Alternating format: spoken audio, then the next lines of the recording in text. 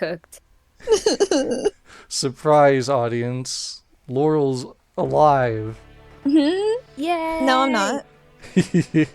Laurel's here. They missed the first 2 hours where all the exposition was. Which So is great, because I know everything about this game, definitely. we did a really bad job of explaining it to them, how what happened, so From what I gathered, there's a guy who's cleaning. yes. And there's 28 guys who met? Or are there 14 guys who met? 14 in this one. Okay. So less to worry about. Lots for you to voice though, because of the 14 guys, only 2 of them are guys. Ooh. So I might be wrong, but off the top of my head, Yay, I love women. I'm like, this is the game. Fate is a good series for that then. The gacha game is literally just a bunch of waifus. Oh, hell yeah. Fate Grand Order fan dub when? I'm sure that'd be real. How does that even work? Like, since it's just a visual novel pretty much with gacha gameplay in between. Oh, Yeah. that's true. We could. Right? I'm like, it is possible. But for now, we'll try some more Fate Stay Night as we cook our today's menu for the Emiya family abridged. Yes. Alright, so this is probably, if you don't know who it is, we're going to assume it's Violet reading as Rin. Okay. Oh, crap. All right. Drink your water. Oh, you're right. Hold on. Everyone, synchronize, drink your waters. Water. It's important to stay hydrated. When I you're, will also have some. when you're fan dubbing for 4 hours. All Your right. voice is your job. It's your lifeline. Take care of it. Yes. I'm getting paid? You are? You're getting paid in my presence. You're welcome. Ta-da! Oh my god. I'll draw you a little smiley face. Wow. Laurel That's gets worth famous and this is what 1,000 words. happens? Laurel's making all that money, and this I is don't the have best. any money. All of my videos are copyrighted. Oh my god. But you do have 1,000 fans now. I do. Somehow. Alright. The Holy Grail War. It's a grand ritual that's been repeated for hundreds of years. A fight to the death between 7 participants, of which only 1 can survive. That's how the 7 guys met. How the 7 guys died. It's said that a Holy Grail exists in the land of Fuyuki, and that a number of mages fought over it in the past. Their one and only objective was to obtain the relic called the Holy Grail. However, the Grail's origins are unclear. We're sure it isn't the chalice that held the Blood of God, but its power is fearsome enough to be compared to the genuine article. That's right. They say the Holy Grail can grant any wish. Only 1 person can possess it. The Holy Grail can only grant 1 wish for 1 person. Despite that, 7 mages are needed to summon the Grail to this land. 7 collaborators to create 1 miracle. So, as you might imagine, it was only a matter of time before they started fighting over the Grail. Like so many conflicts, it started as a competition over property rights. The 7 mages equally used the power of the Holy Grail to summon their respective familiars, then do battle over the Grail itself. Only 1 mage can obtain the Grail. As a result, 7 people who started as colleagues ended up in a ferocious battle to the death. That's the gist of the ritual known as the Holy Grail War, a struggle for ownership between mages. The mages chosen by the Holy Grail are called Masters, who use the blessing of the Grail to acquire powerful familiars known as servants. 7 guys meeting. 2 things serve as proof that one has become a master. The summoning and command of a servant, and the mark of command spells to compel the servant's servitude. The first goes without saying. The archer I summoned yesterday, no, a few hours ago to be exact, is Rin Tohsaka's servant. Tohsaka. As for the second... Wait, who's saying this? It's her because she said It's the Orpheus. archer I summoned yesterday. Wait, Orpheus is here? Wait, but then why did she talk about herself in third person? Because She's Delulu. She's Delulu. She's monologuing. She loves to do that, though, honestly. A master must closely guard the command spells that control one's servant. Yes. This is probably the most critical aspect of being a master. When I summoned Archer, symbols appeared on my right hand. Namely, command spells. Whoa. Stigmata bestowed Stigma? by the Stigmas bestowed by the Holy Grail upon the summoning of a servant that marks one's new status as a master. A massive amount of magical energy is compressed into these seals, whose power is fleeting rather than long-lasting. They disappear once they're used, and as their shape suggests, each mark represents a single use. In other words, one only gets 3 shots. A master who has used up all 3 command spells can no longer control a servant, and is as good as dead. Therefore, command spells must be handled with care until the very end, since they're as valuable as one's own life. It pains me to no end that I burned one right off the bat, but it wasn't a total waste, so I'll chalk it up as a win. After all, a servant could turn on its master at any time. If one command spell is what it takes to put a collar on him, then I consider it a fair trade. That's about it for the broader strokes of this business. Once 7 servants have been summoned, the Holy Grail War will begin. Tonight's sleep will be a fitful one. I don't know when the final master will appear, but they could be right around the corner. Dun dun dun, and I hope he's not named Emi Ashiro. Definitely not. Oh my gosh, she just keeps talking! This is what you did for 2 hours in the last episode. Is it morning already? I feel sluggish. My bleary gaze goes up to the window, only to see that it's already bright outside. It's after 9. This doesn't even count as being tardy. After a drowsy check of the clock, I make up my mind to skip school today. Body's heavy. Feels like that business mostly drained me. Sitting up in bed, I heave a long sigh. Not being a morning person isn't enough to explain why I feel so dull. I think Archer mentioned something about it. A master would be out of commission after summoning a servant. Is that me or you?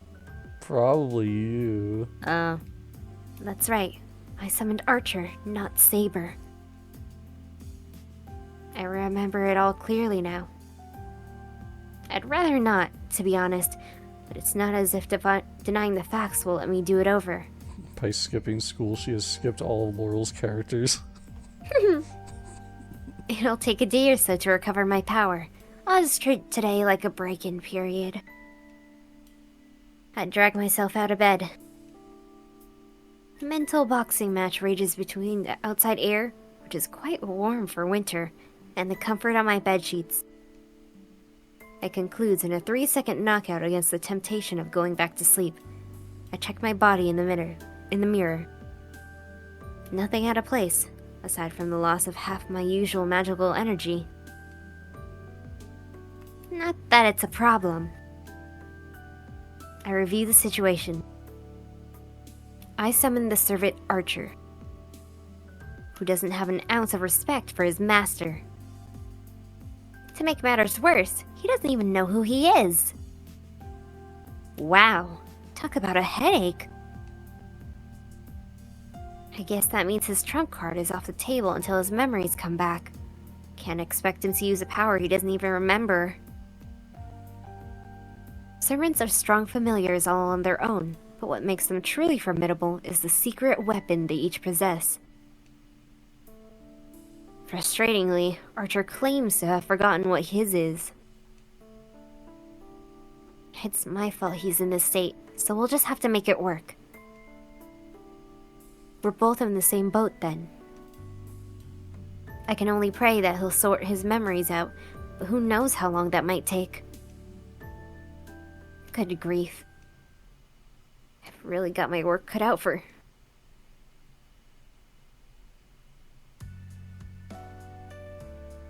Whoa. I might have to reevaluate my opinion of him. The parlor is completely back to normal. I thought he'd maybe just clear away the detritus. What is? Detritus? Detritus? The room is so spotless, I can't help but be impressed. He must have felt bad for wrecking the place. I doubt he would have gone to the trouble otherwise. I guess I ought to commend him for being a more than decent guy than I... Still taking your sweet time, I see. Need I remind you that we're wasting daylight? I retract my statement. There isn't a remorseful bone in his body. Good morning. You seem to have made yourself right at home. I did spend the night after all. Oh, I took the occasion to tidy up the kitchen. I expected it to be inadequate, but it's rather thoughtfully furnished. Quite well kept for a girl living alone in a mansion. I have a headache. Why do I have to put up with the servant judging my interior decoration? I thought servants all cared about only fighting. Are we sure this guy isn't defective? I see you aren't in your best condition. You were so feisty last night, but the fatigue must have caught up with you. I'll pour you some tea. I hope black is fine. Acting like he owns the place. Without missing a beat, Archer produces a teacup and fills it with the expensive reddish tea he's been brewing. There's a lot I want to say right now, but oddly enough, I can't work up the indignation to. The way he does it all is so refined. I've got to admit, he might be rather cultured. Fine. I am pretty exhausted, so I'll have some. I sit down on the chair. The teacup is placed soundlessly in front of me. I take a sip. Oh, it's delicious. I expected as much, since it's my favorite Chinese tea. A spring harvest Hongsha. I'd be upset if it didn't taste good. On that note, I'd normally be upset if someone used my favorite tea leaves without asking. It makes me mad, but the tea was brewed so exquisitely that the pleasure it brings overcomes my anger.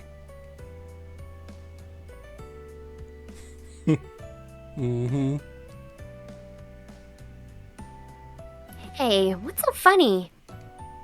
Well, I was going to ask how you like it, but your face tells me enough. I set the teacup down with a forceful thud. Oh, what a waste.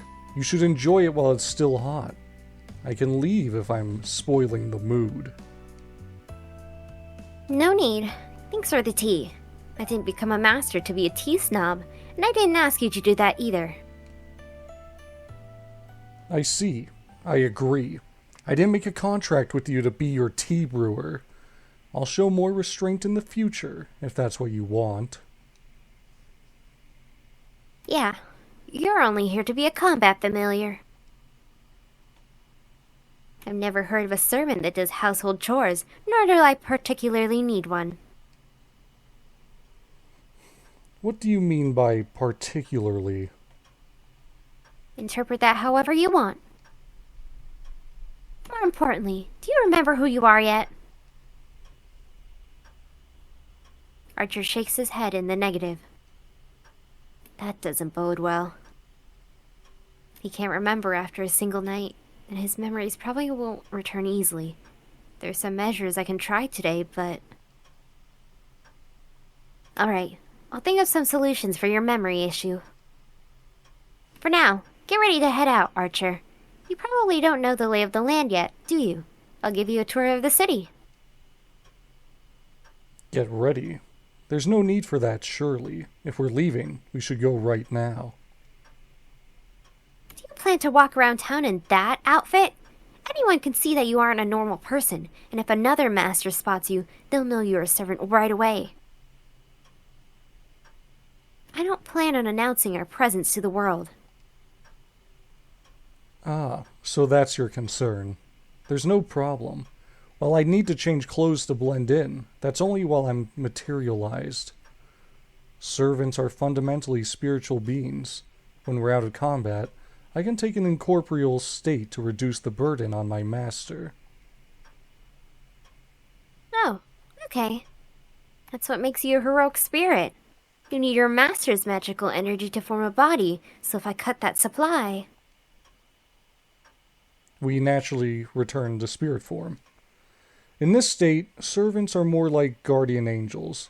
We can only be observed by masters connected to a ley line.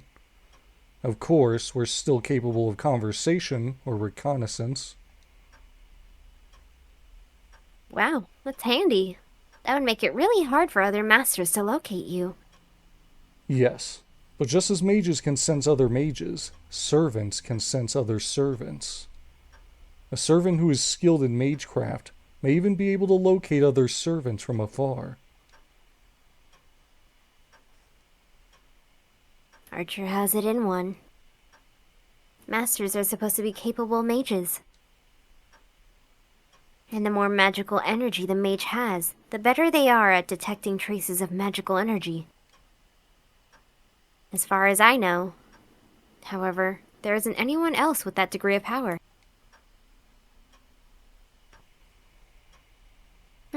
So what about you?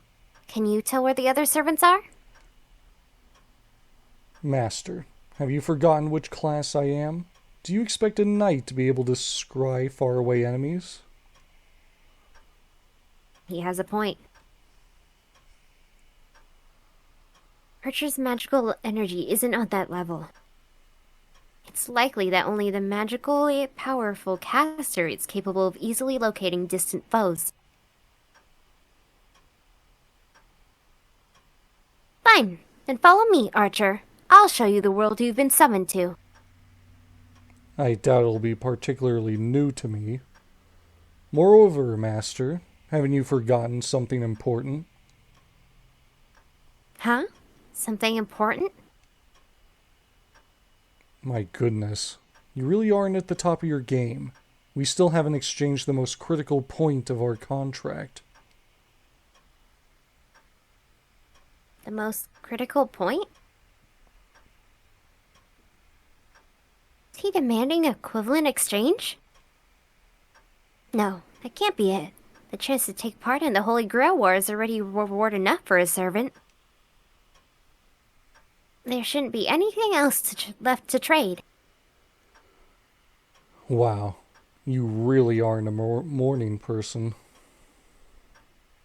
Archer sounds exasperated. His oh-so-sardonic manner of speech finally gives me an idea. Come to think of it, he's never once called me by my name. Oh crap, my name. Finally caught up, are we? I suppose it isn't too late. So, Master, what is your name? What shall I call you? Richard sounds sulky. Oh man, he really is a decent person. I'm sure of it now. After all, there's no tangible benefit to exchanging names. Servants are forcefully bound to their masters by the command spells. While names are key to contracting with the regular familiar, there's no need for a master and the servant to be so intimate. But it's important to Archer. He's clearly trying to establish trust between comrades in arms, regardless of the command spells. I'm Rin Tohsaka. You can call me whatever you want. I answer in a clipped tone, unwilling to let slip any admiration. You'll probably just call me something impersonal like Master or Hey You, which works out just fine for me. Except...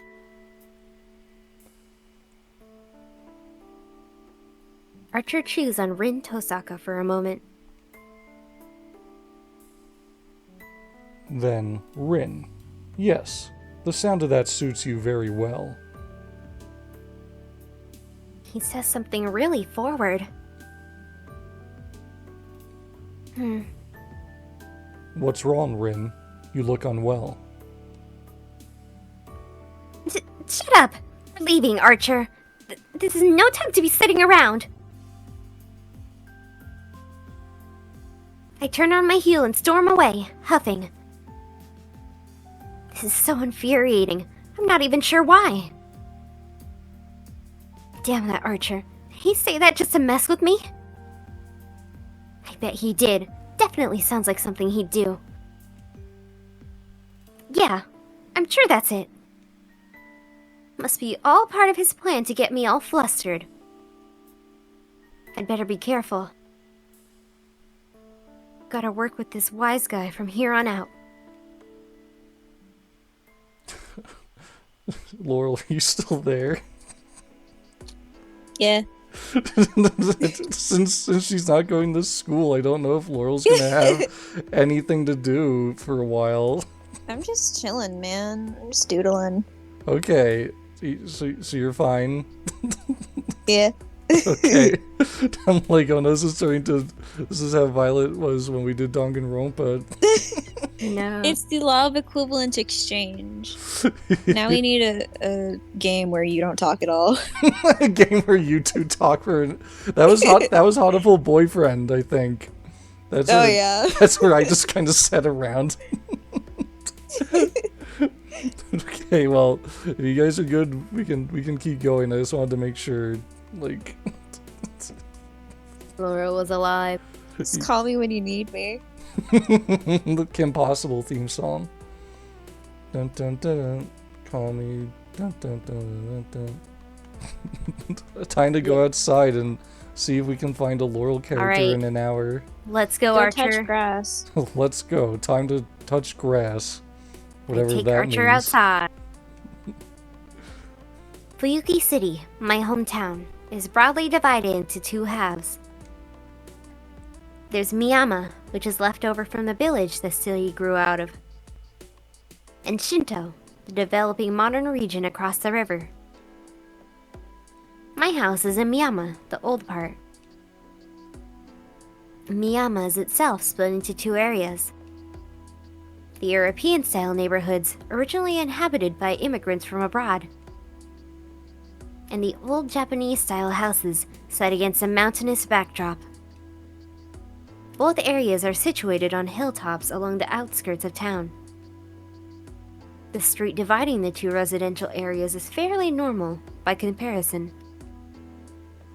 How normal, you ask?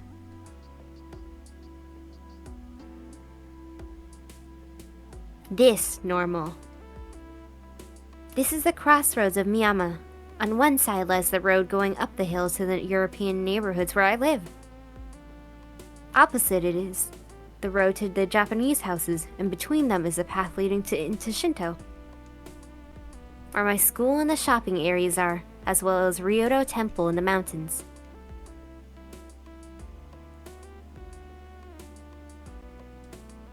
We come to the bridge connecting Shinto and Miyama. Years ago, a big train station went up in Shinto, bringing with it frenzied urbanization. They may belong to the same municipality, but Miyama and Shinto couldn't be more different.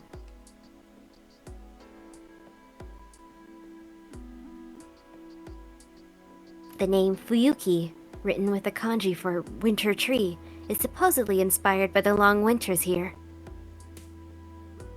Which, by the by, are pretty long. Despite that, temperatures are warm. February here is about as cold as the very start of winter elsewhere. I bet if you randomly started digging, you'd turn up a hot spring or two. Though, of course, our temperature weather disqualifies this town as a hot spring resort location. We've got an odd climate where the mild winters suddenly turn to springtime bloom come April.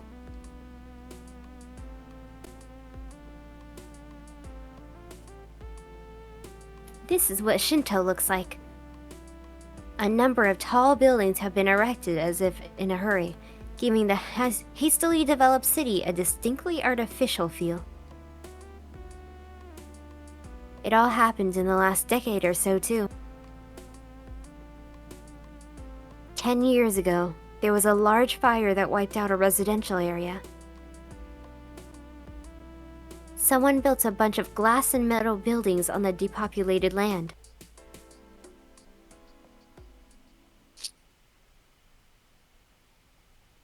And here is the center of it all. This is Shinto's park. What are your thoughts now that we've been to all the key spots? I ask Archer, who's next to me. Of course, he's invisible. It's a big park. Is there a reason why nobody's here? Feels that way, doesn't it? There's a story behind it, actually. I look out over the park. You'd think that a wide open space like this would have children playing in it, even on a weekday. But instead, there are only a handful of people. The place feels dull and lifeless. It was 10 years ago. Apparently, there was a big fire that burned for an entire day and only went out once it rained.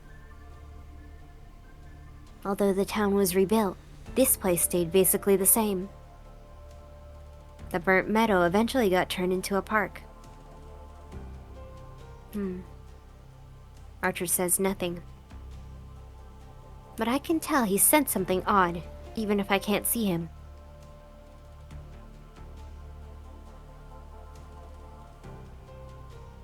Noticed, haven't you?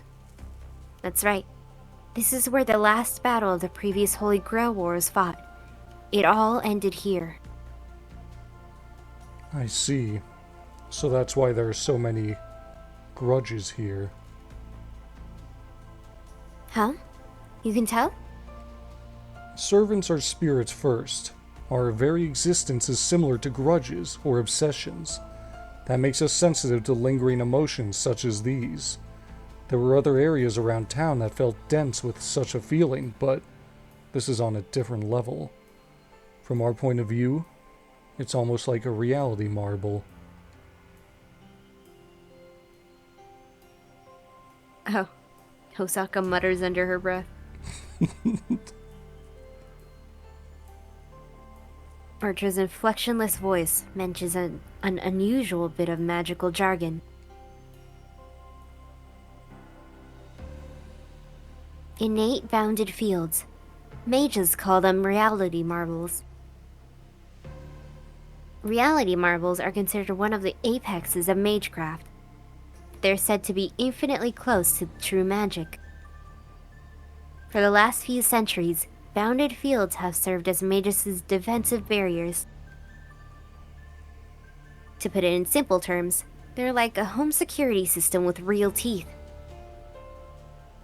Bounded fields are conventionally erected on a piece of land or a building to guard against outside threats. They're merely an alteration of an area that already exists. Reality marbles, however, are something else entirely. You can think of them as a space that consumes reality itself. When a mage materializes their imaginary world, a representation of their mind, and overwrites the real world with it, we call the resulting field a reality marble. It's a large area magecraft that twists, no, rebuilds, the world according to a mage's wishes. Rin, is something on your mind? Huh? No, I was just a little surprised. I didn't expect to hear the words reality marvel from an archer. Is it so strange that I know it? Well, yeah. To mages, reality marbles are a taboo among taboos. Some of the most esoteric arts out there. Doesn't make sense that an archer would know what they are. I shoot a quizzical gaze in his general direction. In reply, I feel an incorporeal sigh. Rin. The word hero implies someone familiar with both martial and magical arts. You're free to assume that your archer only knows how to use a bow, but I hope you don't hold the same illusions about the other servants. Oof. That does make sense when he puts it like that. Okay, I get it. I didn't think that through. And I'll be more careful next time. That good enough for you? Rin, let me be blunt. You are certainly talented, but that makes you tend to underestimate other people. You should break that habit before you become an adult. You really don't know when to stop, you know that? Break my habit! He's talking about me like an unruly racehorse.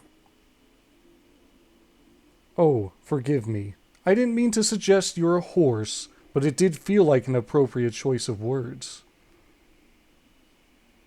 Hey, that's just as bad. Ow! My right hand suddenly flares with pain. Rin. Quiet down for a sec, Archer. The command spells on my right hand hurt. They're throbbing, almost like a dull alarm warning to their owner. Someone's watching us.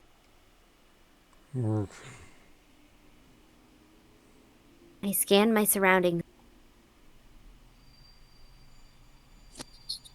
I mentally weave a detection web and cast it out over the park.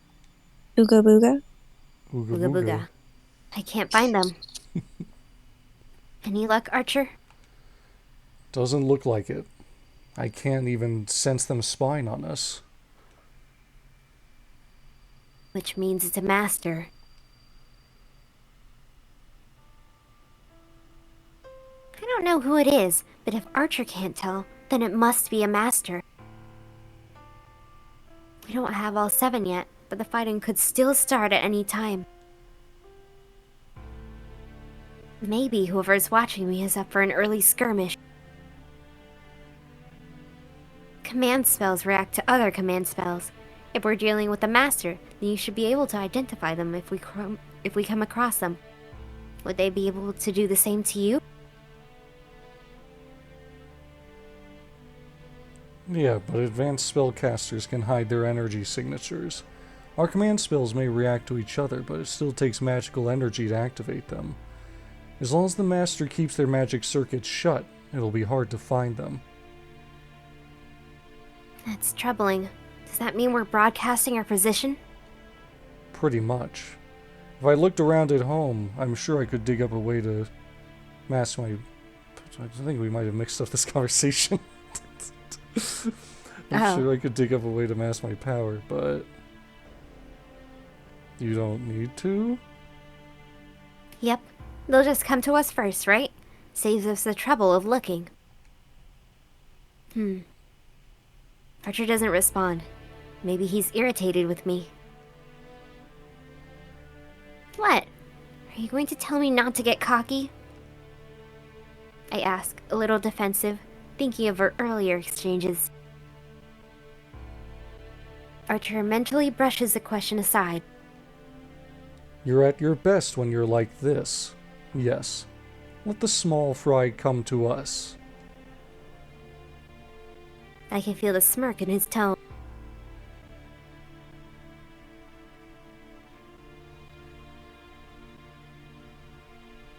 I'm not saying I like what he said, but it is enough of an olive branch, I suppose. We start walking around town again.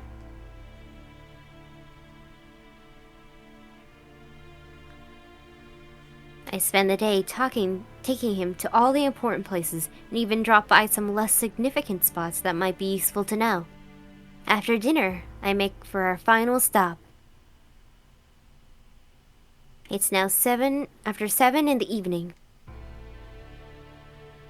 This is a good chance to show him the best vantage point in the city.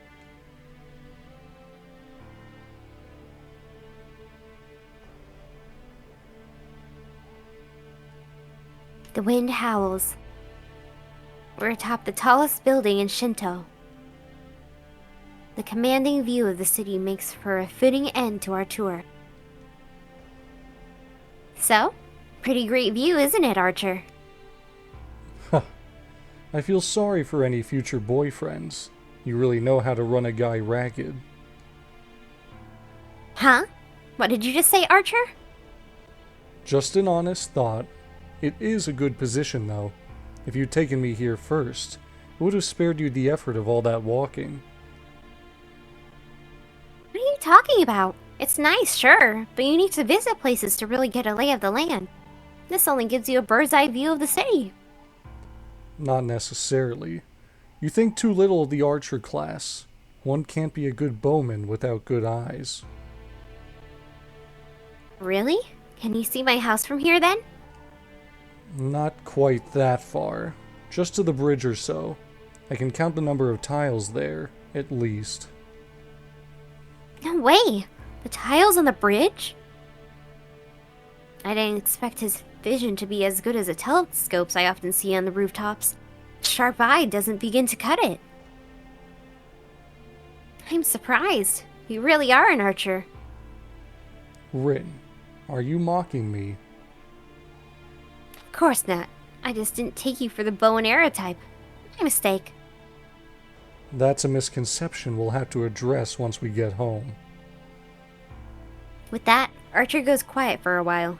He must like the landscape from up here. He's probably considering the layout of the city. I shouldn't interrupt him while he's thinking. I step away from Archer and approach the edge of the rooftop. All I can see from here are the lights below. Headlights flow through the streets, and I can make out people on the way home from work. I can't tell what kinds of cars they are, or who exactly is walking. I can see them, but not clearly. It's not unlike how I could tell someone was watching me earlier, even if I couldn't pinpoint them. At the very least, I know someone's made their base in Shinto. I squint down toward the ground. There are 7 masters in total. I don't know who they are, nor which servants are with them. At this point, every master is probably gathering intelligence on their rivals. Suddenly, I feel someone's eyes on me. There's no reaction from my command spells. I simply sense that someone else is looking at me.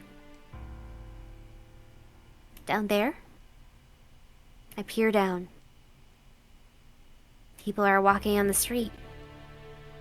But one in particular is gazing up at me, as if staring at the moon. I'm not sure exactly who that is. I can't say for certain, and yet I know exactly who. I can't believe that guy. he doing out this late? Have you found an enemy, Rin? Archer calls out to me. Maybe he can make out my rising hostility. Not really. It's just someone I know. A normal person who has nothing to do with us. Unable to clamp it down, I irritably snap back at him and step away from the roof's edge. He couldn't have seen me from the ground. I'm sure it was just a coincidence. I haven't given myself away. And yet, my mage side is screaming at me for allowing an eyewitness to catch sight of me.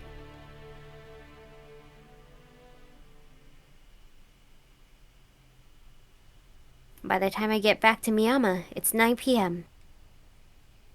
Unlike Shinto, Miyama is mostly residential. After 9, there isn't really anyone outside, and the streets are silent as if it's much later in the night. That's it for the tour. Did you get a good look at the city? Yeah, I understand the layout. I'll pick up more details along the way. Then we're done for today. I'm still not feeling great, so I'm going to home to rest.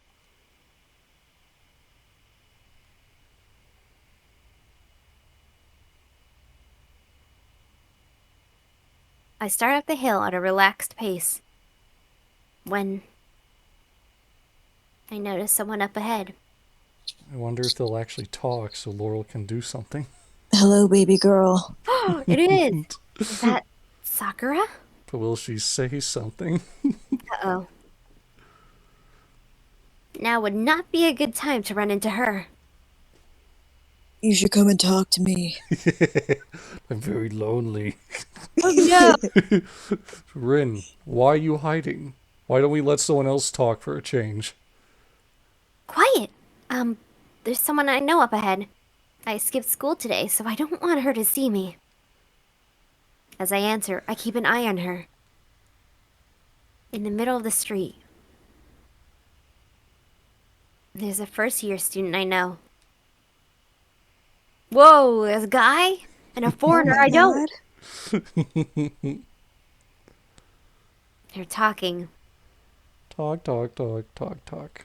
No. Yap, yap, yap. It's more like he's trying to pick her up, while she'd rather be anywhere else. Hey girl, you tired? You've been running through my mind all day. Are you acquainted with the foreigner? No, I don't know who that is. There are a lot of European houses here, so maybe he's a tourist. Even as I finish the sentence, I'm mentally telling myself off for being so soft on that girl. Archer, is he human? Who knows? I can tell he has a human body, so that makes him no servant, at least. You liar. I mean, yeah, he isn't a master either. So it's probably just some lover's tiff. Well, if you saw Fate Zero, you'd know why he has a human body. What? This is some deep lore stuff. It does make sense that he has a body, which is part of the plot twist later, I guess. But if you watch Fate Zero, you know spoilers. by the... Yeah, Fate Zero is important. Watch party when? Yes, let's watch Fate Zero. That's one of my favorite anime. Yes. Yes, let's watch Fate Zero. Though, even I know that she isn't the sort to get caught up in something like that. They're gone. The girl's going up the hill. Goodbye. The man. Don't worry. The next day, we will run into characters that talk. Bye. Really? The blonde-haired man descends via the street we came by. I think tomorrow is when the blue Irish man will show up. So Laurel will actually get to God. talk. You can use this room. Any questions before I go to bed? None in particular. It was wide of you to avoid a premature battle. You should let your strength recover tonight. Yeah, I'll see you tomorrow. Make me that tea again. Or not. Once I'm back in my room, the fatigue washes over me. Oh yeah, I need to call Kirei first. An annoying priest left me a message. By now, he's probably sent for the backup mage. It isn't my problem, but he is my legal guardian. I owe him a phone call at least. Phone. I punch his number into the telephone. Before long, the fake priest picks up. This is one of my favorite characters, but since Laurel hasn't talked at all, Laurel, you can be the priest for this episode. Yeah, you can take him. Okay. He's probably not going to say much, so you can. I read one of your. I'm practicing my characters. Irish accent. Oh, okay. Kirei, it's me. I contracted a servant yesterday, so you can register me as a master now. There's a brief pause. Kirei's silence is deafening. I can feel its weight even through the earpiece. If Laurel did voice him and he doesn't say anything, that would have been hilarious. Understood. What will you do next? You should stop by. I have something for you from your parents. They asked me to pass it on to you only if you became a master before adulthood. Oh, are you talking about Father's will? I already decrypted that. I'll drop by the church if I feel like it. Bye. Wait, Rin. Now that you are a master... I hang up before he finishes. If I have to listen to Kirei's nagging while I'm this tired, I have a feeling my magical energy will drain away instead of recover. Alright, I should be ready. All that's left is to sleep. Once I open my eyes, it'll be a brand new day. 10 years ago, my father fought as a mage in the Holy Grail War and lost. Now it's my turn to risk it all for the same prize.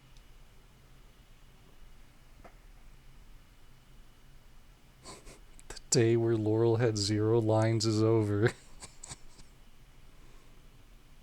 February 2nd. Oh. Now Laurel will get to talk, guaranteed. But are you sure? Yes, if she goes to school. I think you jinxed it. I don't think she's gonna skip a second day in a row. Unless. And Unless. after breakfast, I lay out my plans for the day. Looks like I'm actually going to school. You're going to That's school? cool, I guess. You're gonna let Laurel talk? On second thought, Dang it. maybe not. Yes, do you have a problem with that, Archer? Sounds like you really want somebody to talk. It's not a problem, but...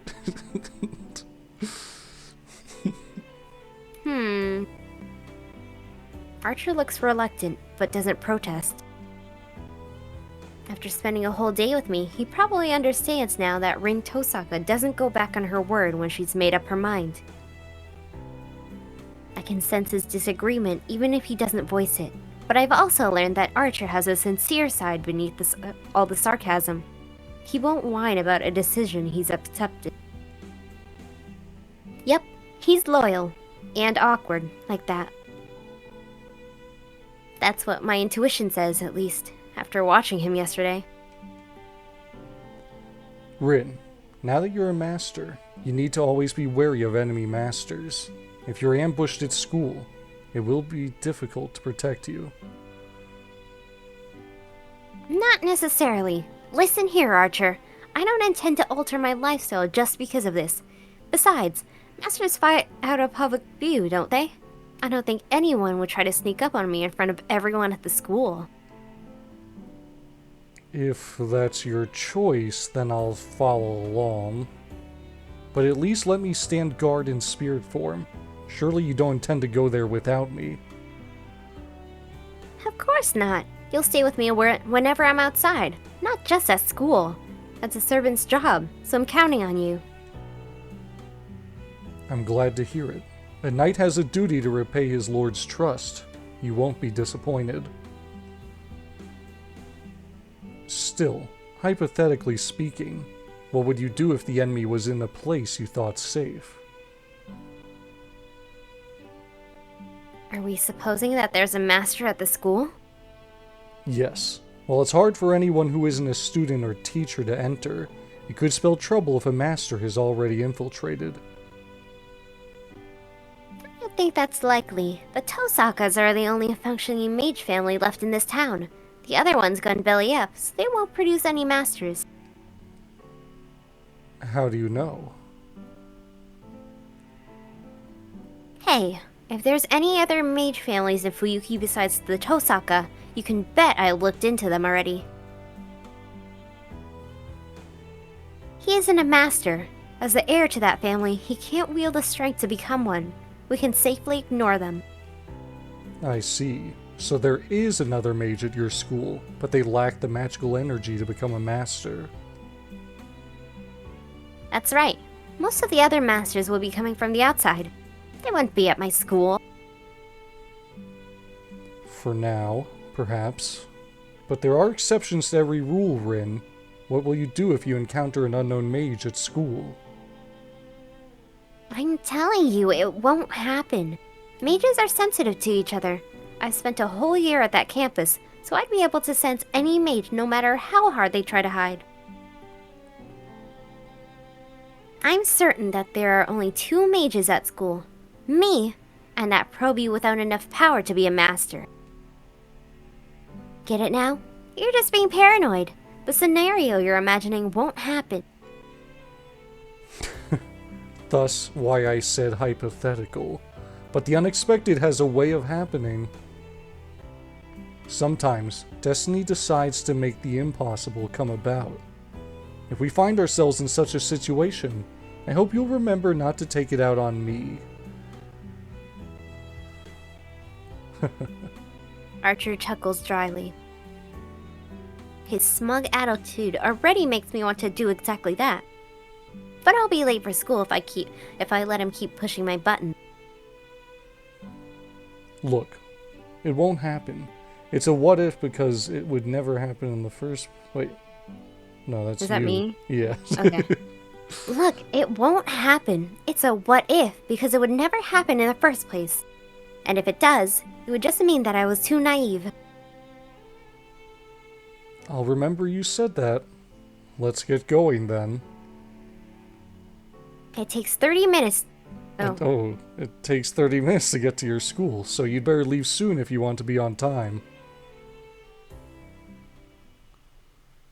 And now a Laurel will Maybe surely there's people at appear. school. A Laurel must appear.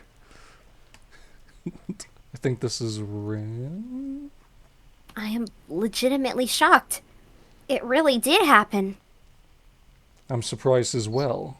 Ah, it really does pay to be a pessimist. This is our exchange the moment we pass through the front gate. It's almost time for homeroom, so there are students on their way to class. All around us. Archer and I stand still like a pillar amid the swirling human sea. So if he's invisible, does everyone think she's just talking to herself? Yes, just like Yeah. Death Note, where Light's She's a talking to little Ryuk. Delulu. She's a bit Delulu. Maybe Delulu is her Sululu. Must be. Who do you think is saying this one? Probably me. I'll just say it. The air isn't just stagnant. Someone set up a bounded field, don't you think? It isn't finished, but yes, prep work is already underway. They must think they're a big shot to go about this openly. More an unbelievable amateur. Only a third-rate mage would make such a conspicuous field. Someone with actual skills would conceal it until it was time to strike. And how would you rate this mage? Who knows? I couldn't care less. More importantly, trying such shoddy work in my territory is just gonna earn them a beating. I let out an indignant huff as I crossed through the ground. As a mage, there's no sugarcoating it. I won't be satisfied until whoever made this bounded field gets what's coming to them.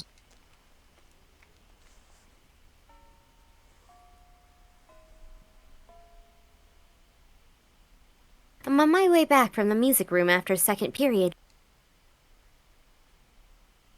I spot a first year floundering in the hallway. She looks like she could use a hand with the large stack of documents she's carrying. Let me help, Sakura. It's your My main. God, okay, what voice did you give her? You can't do it. She's a main character. You have to give her a real voice.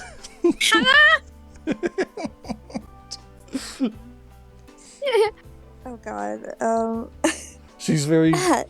Tohsaka. Yeah, she's like the shy, What did you quiet just call one. me? Tohsaka. Well, Sakura. Printouts? Our class is supposed to take care of world history.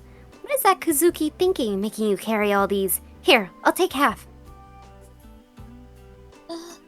Thank you. Now don't ever call me Tohsaka again. Okay, Fine. Miss Tohsaka. Okay, Sakura. It's fine. Are we taking these to your classroom? No, to Mr. Kazuki. He said he needs to take them back because there's a typo. I can believe that.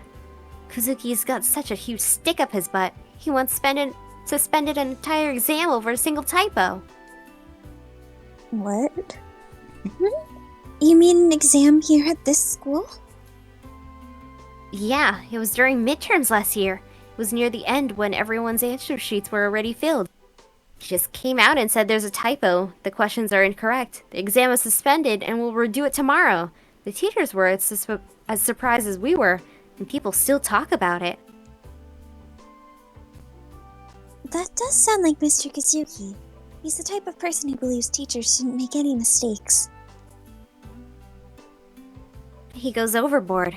You better learn while you can that once Kazuki's got his mind set on something, he's as hard to move as a mountain.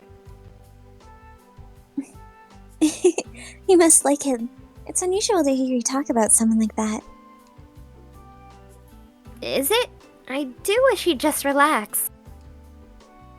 Oh, that's not me. Though, he's alright just the way he is, ultimately. The faculty at our school is made up of both really nice teachers and some real scary ones. It's a delicate balance that Mr. Kazuki is an important part of. He's the stick to the carrot. You'll see more of him next year since he teaches ethics. Oh, right, Sakura. There's something I wanted to ask you. What is it? It's about yesterday. Were you talking to a foreigner? You saw that? Well, yeah, he's kind of blonde. I mean, I just happened to. What's going on? Is he someone you know? Why is it weirder that he's blonde when I have purple hair? No, I, don't really know who he was. It sounded like he was lost. He asked a lot of questions, but I couldn't really understand what he was saying. Ah, and that's when she slipped away. I see. Sorry, I was just curious. No, I don't mind. Oh, it's just in here. I can get the rest now. Okay, see you later then. I return the printouts to Sakura. But before I head back to my classroom, I find myself stopping. How are you lately, Sakura? I'm okay. I'm doing well. I see. Let me know if Shinji's up to Shinji? something. Yeah, he didn't get on the robot, so he's like having withdrawals. He doesn't know when to quit, so it'll just get worse if you keep quiet. You don't have to worry. He's been nice lately.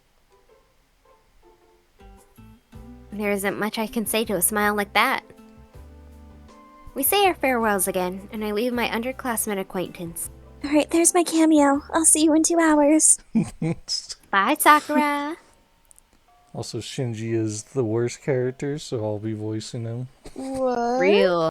Wait, I'm gonna look up what he looks like. Scraggly. He's got blue Homeless. hair. Maybe I'll like him. Who knows? Wait, what's this name called? No, I don't think you will. It's Shinji Mato. Shinji.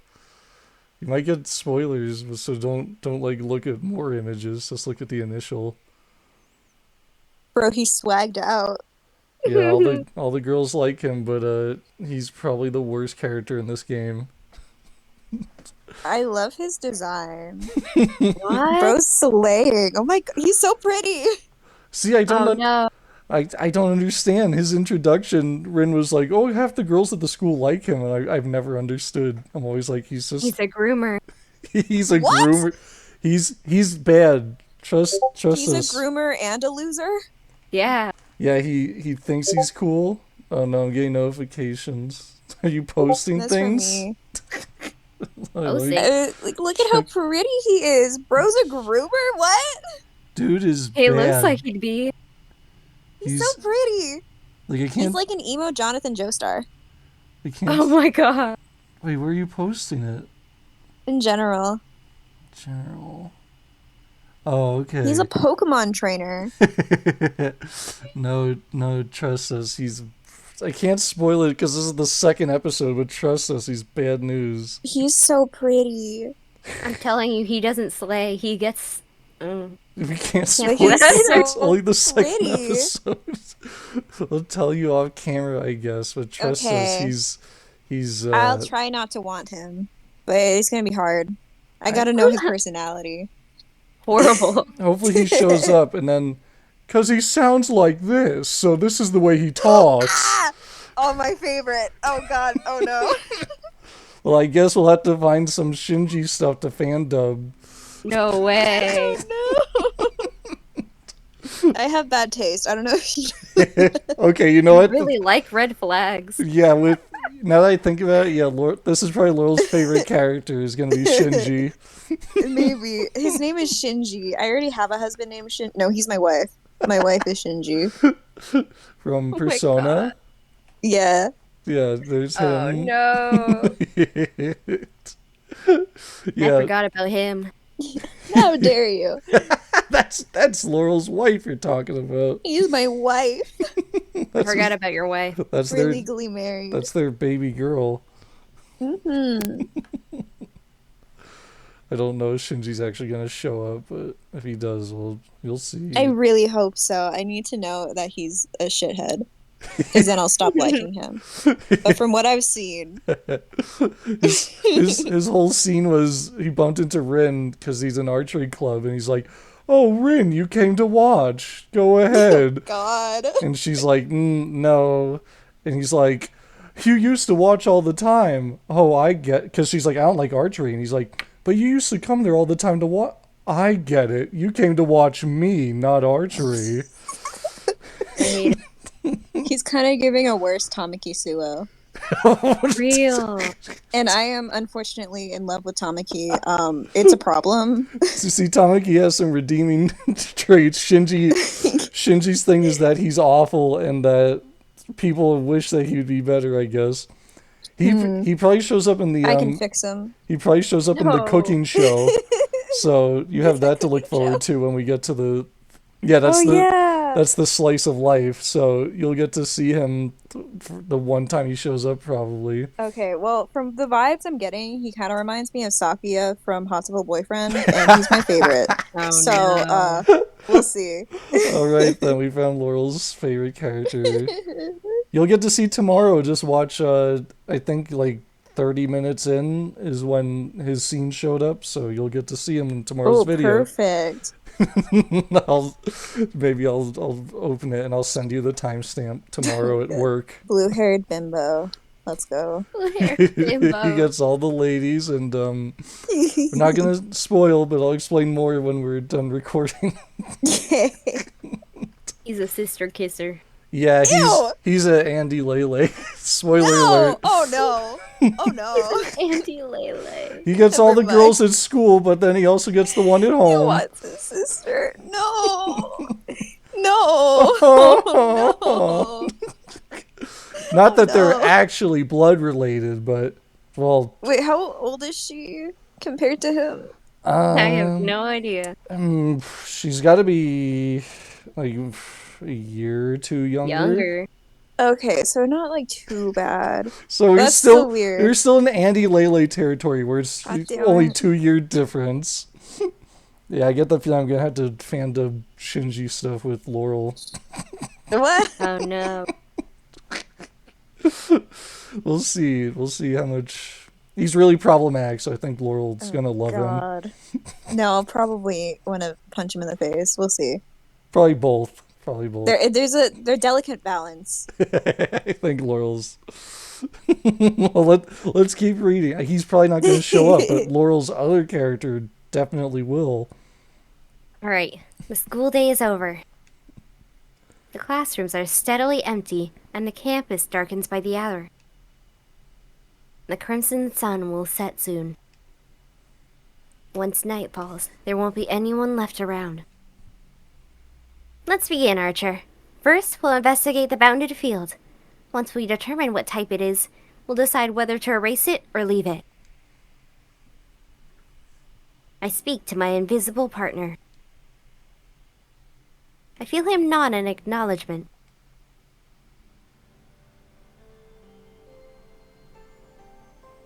Bounded fields are meant to protect their casters. You can consider them a terrain-based magecraft formed by weaving magical energy into a net and applying it to the earth to affect the inside of the field.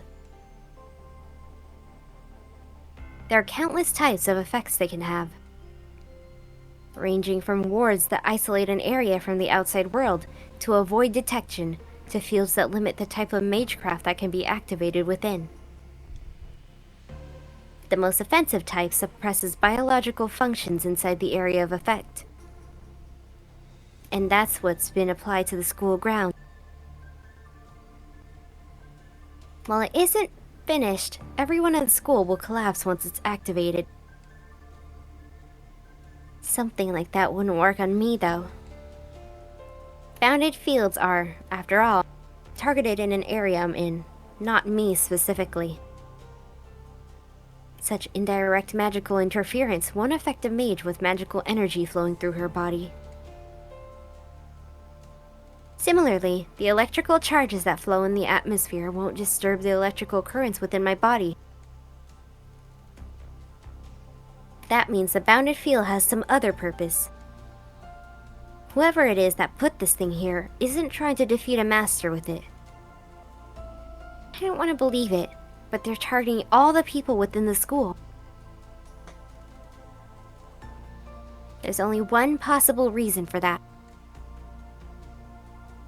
It's a thought I can't stomach. After checking all around campus, I finished my search on the roof. It's thoroughly dark outside now. The school gates shut at 6 p.m., and it's now 8 p.m. Archer and I are the only ones left, and Archer's in his spirit form. That makes the 7th one. Looks like this is the origin point. There are 8 symbols boldly drawn on the rooftop. They're purplish red marks that only a mage can see. I've never seen or heard of sigils like these. Well, they've got me there. I don't know what to do about this. Whoever set up this bounded field did it recklessly. But while imprudent, the magical working itself is an order of magnitude beyond my own skills. I could temporarily erase the energy of the curse, but I have no way to dispel the bounded field itself. All the spellcaster needs to do is supply it with more energy to reactivate the curse's effects.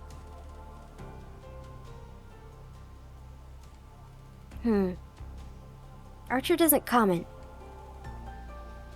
He's probably remained silent since encountering the rooftop sigils because he too has realized their nature. This bounded field does more than drain its victim's stamina. It will literally melt everyone inside once it's turned on. There are bounded fields which rob victims of their life force and spiritual energy. But the spell that's been applied to the school grounds is on a whole different level. This is no less than a soul eater, a blood fort which melts the human bodies inside it and forcibly collects the souls that ooze out.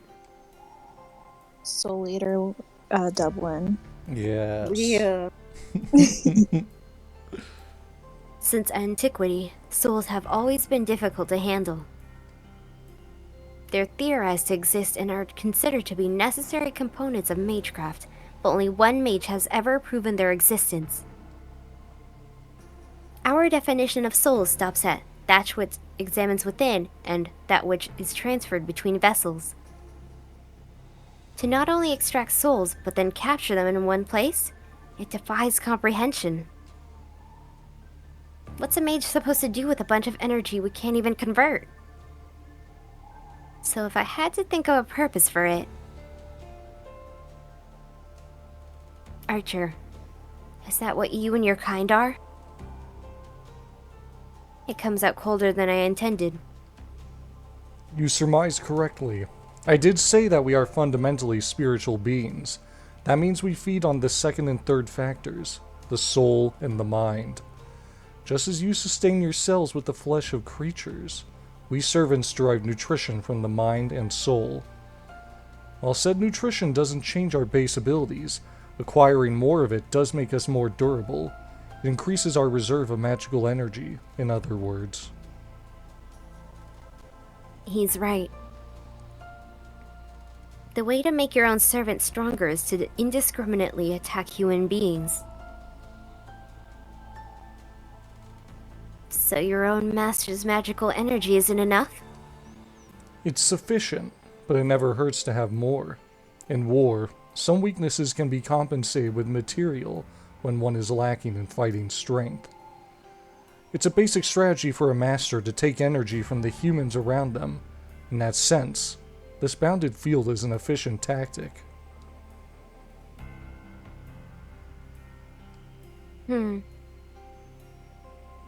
Archer's saying that I should murder people and take their power if I want to win. It's so simple. I've always known this to be true. And I know it's the path I'm supposed to walk. That really teased me off. Don't ever bring it up again, Archer. Staring at the sigils, I make my stance clear. Oddly, Archer sounds just as put off. I agree. I'd never do such a thing. His answer comes firm and resolute.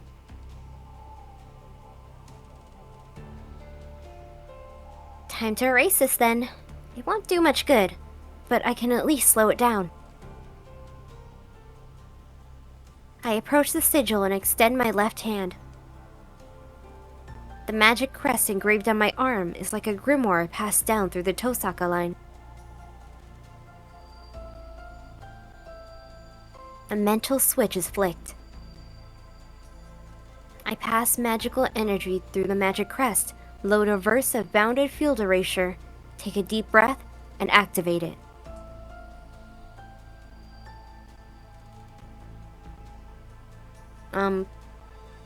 More German. Erase. Surgical removal. Verse 2. I then send a pulse of magical energy via my left hand. That should wash away the sigil for now. Alright, so, at last, Laurel appears. I don't think he actually has an No. Irish accent. I think the way he talks is like, it's like, man, I'm a cool guy. Like, so you can do whatever you want, Laurel. I think your Wait, he's interpretation of it not was pretty Irish? Thanks. I think he's an Irish hero, but in the dub, he doesn't actually have like an Irish voice. He's just like, good. Oh, that guy. so if you want to be, if you want to try to do an Irish accent to be historically accurate, God. or you can just be like, what? You're gonna erase it? What a waste. rate my Irish accent because I can only do it in one very specific way. Okay. What? You're gonna erase it? What a waste! Yes. That totally You know how matches. to do it. You'll see it. You'll see how that Can't voice do it in any matches other him. voice. Suddenly, a third voice chimes in while I'm casting the spell. Oh, cool guy. An Irishman. Cool Irish music. I whirl around. Whoa! Whoa! A blue guy. There he is. Yeah, that's his voice, Are definitely. you from 5 Nights at Franny's? What?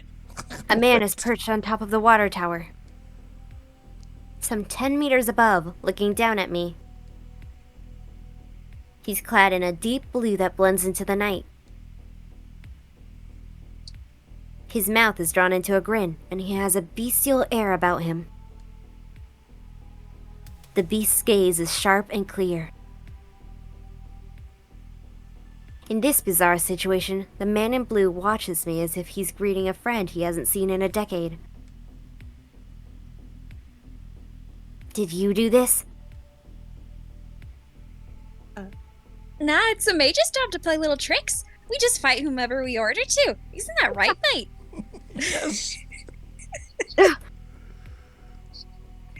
Irish. Is it? His tone is Irish, yet carefree. Pretty lethal. This man can see Archer. You're a servant. That I am? And you know that, lass? You must be my enemy. My spine tenses. The man's voice is detached and nonchalant. Very Irish. It's so detached and nonchalant, Yep, definitely. but it's colder. But it's colder than anyone I've ever heard. So scary, it's nauseating.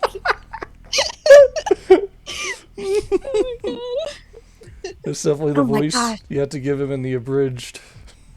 No. What's the best move here? I don't know. But my brain is still working enough to tell me that I absolutely must not fight him. I can't beat an Irishman. If some guy comes up to you and starts talking like that, do not approach. Run far and fast. Is this him? I think so. I think so. Oh, okay. Oh, I'm impressed. Here I was thinking you don't know heads from tails, but you figured out what really counts. Oh dear. I blew it. Shouldn't have gone out of my way. Oh wait. It's still him. It's still you. There's no quotes at the end. I blew it. I shouldn't have gone out of my way to taunt you. The man raises an arm. It appears in a flash. His once empty hand now holds Gáe Bolg. It's his gay bulge. Look out. What? Gáe Bolg. His, Scarlet 2-meter-long weapon. the weapon is called Gay B-O-L-G Bulge, but if you can say it's his gay bulge. You know. It's his host club bulge. Oh my god. This is probably him attacking. My legs throw me to the side before I can think. There isn't time to even hesitate about jumping off the roof.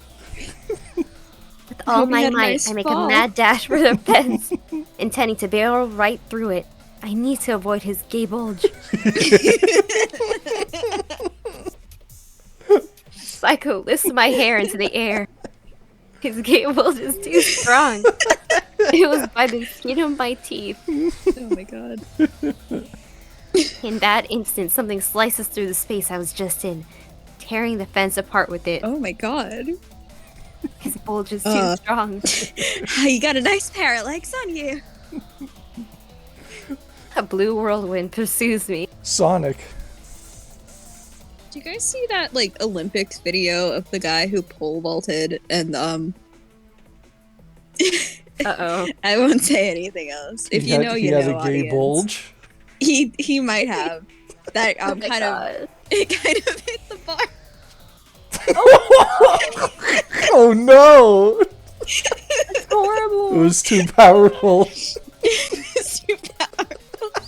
There is no way out. That's who this guy He is. would have gotten the gold if it hadn't been so strong. Oh my god, how unfortunate for him. I know. Oh my God. The fence is behind me. My flanks are cut off. I won't make it. I can't dodge his Gáe Bolg. Oh gosh, more German. Light mass, heavy pressure. I react swiftly. My magic crest surges to life so I can relieve a single count magecraft. The spell lightens mass and manipulates gravity. Light as a feather, my body bounds into the air. Rin! I know, I got this! And I jump over the fence to plummet off the roof. See ya, Gáe Bolg. Good job, your gay laughed bulge so didn't hit bad. the fence. Air resistance and gravity push and pull along my body. It's about 15 meters to the ground, 1.7 seconds away. Too slow. He's going to catch up to me. What the heck? Sight percept. The funeral returns to the earth. Archer, handle the landing.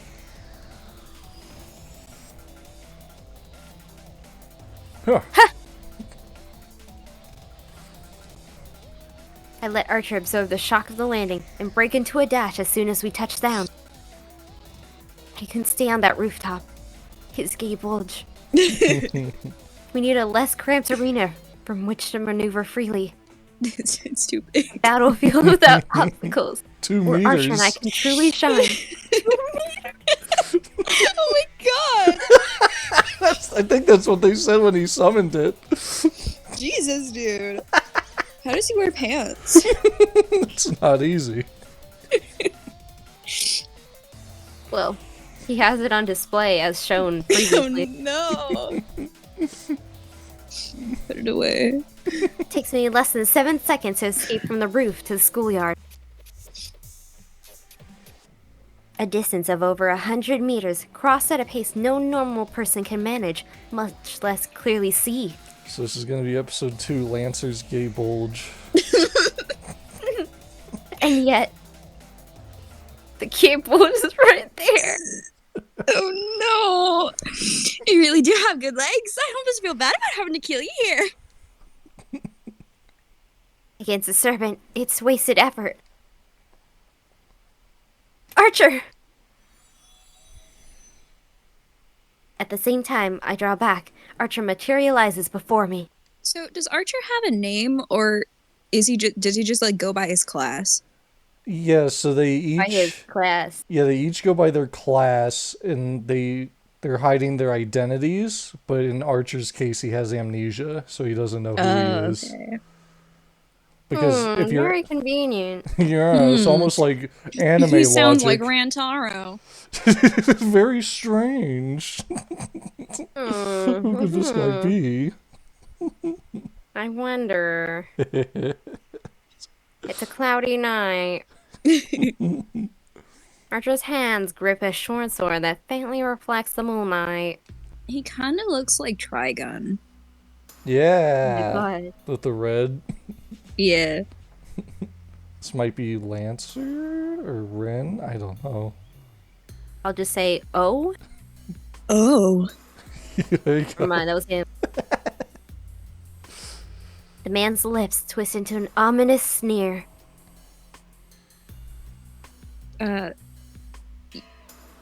This is him. Oh, maybe this is. I assume it's him. Okay. Yeah, that's how it ought to be. Can't say I hate guys like you who are quick on the uptake. The whirlwind howls. It's the weapon he swung at me on the rooftop.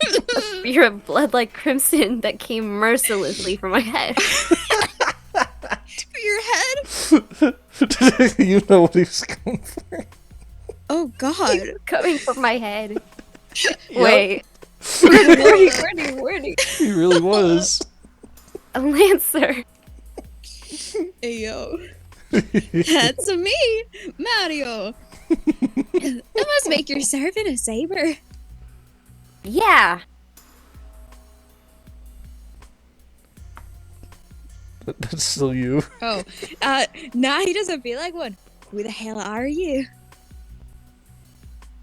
Gone is his carefree ease from a moment ago. Archer stays silent, facing off against Lancer's unconcealed bloodlust. There's just under 5 meters between them. Lancer's weapon is nearly 2 meters long. See, I told you. Christ. Doesn't feel like this beast of a man is going to be deterred by a mere 3-meter difference. Beast of a man, all right. Nothing's gonna stop him. He's going for the gold. No, that'll be his downfall. Yep. I can tell you're not the type to settle things man to man. That must make you Archer. Dang, how do you know? Archer doesn't take the bait.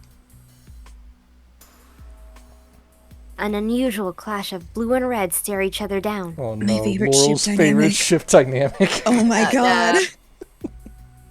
Red X blue? No! All the best ships are red and blue for some reason. No. Sonic and Shadow. Laurel literally made an emoji of it. Freaking Ace Attorney guys, Lance from Voltron, Reki and Longa, those two from Avatar 2, Avatar 2? so many others. What's Avatar 2? Oh, Korra Nasami? Yeah. Oh, yeah. That works my for a God. lot of things. She dated a lot of firebenders. She's just like that, I guess. These two. She just likes it. These two, no.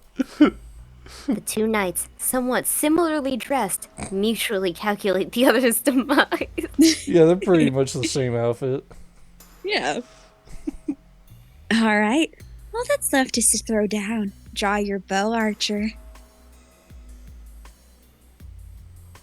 Now, not how I usually do this, but I'm polite enough to wait that long.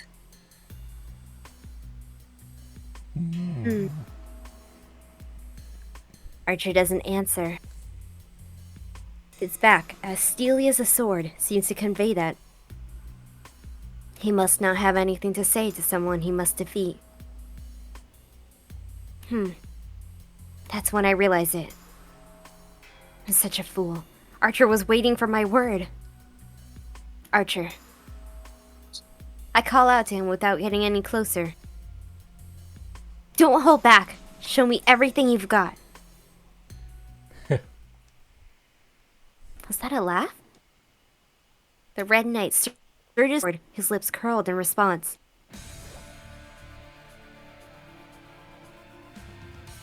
Wind swirls. A scarlet bullet flies forth, blade in hand. Fool. A blue spear thrust intercepts him. If the charging archer is a gust of wind, then the spear tip that rises to meet him is a divine storm.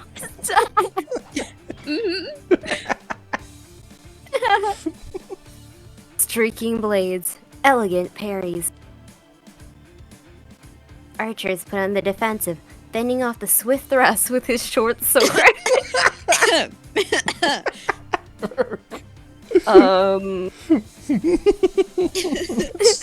It's about how you use it, apparently. Oh my God. The man in red is stopped in his tracks. His advance denied by the enemy. Oh, okay. He can't even breach the 2-meter coverage of the spear. A polearm wielder can control his opponent's range. Oh, yeah, he knows how to wield some poles.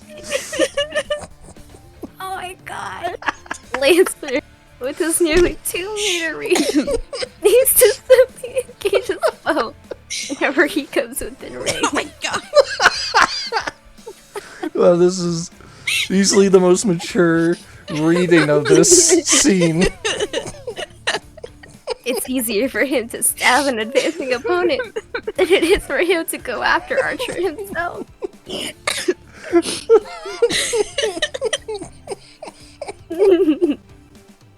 Despite this, Lancer closes the distance between himself to press the attack, all while keeping Archer from advancing further. Oh. You're a damn fool, Bowman. Trying to challenge me into close combat.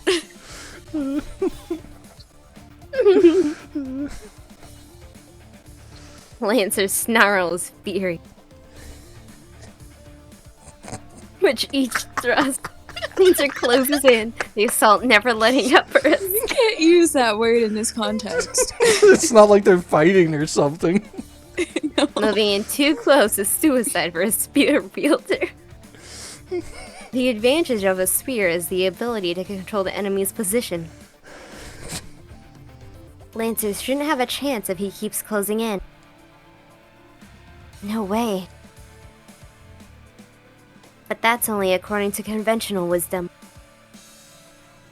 Unerringly, unceasingly, Lancer's spear seeks to pierce Archer's throat, shoulder, forehead, and heart. Yo. Wow. On the No, that's first not a date. yo. The strikes are too swift to even leave an after image. What? That's wild.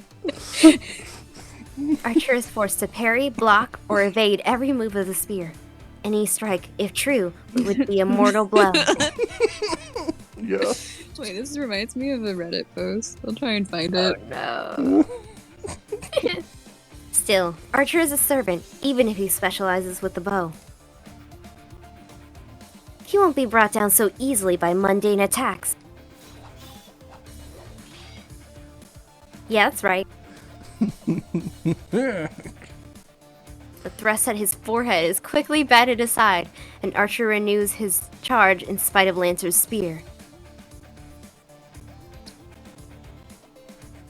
One might think that swordplay is all there is to Archer's attacks, but he's exploiting a weakness of spear tactics. Against his spear's considerable reach, neither retreat nor evasion are viable defenses for long. A half-hearted withdrawal isn't enough to get her out of range, while probing attacks will lead to evisceration.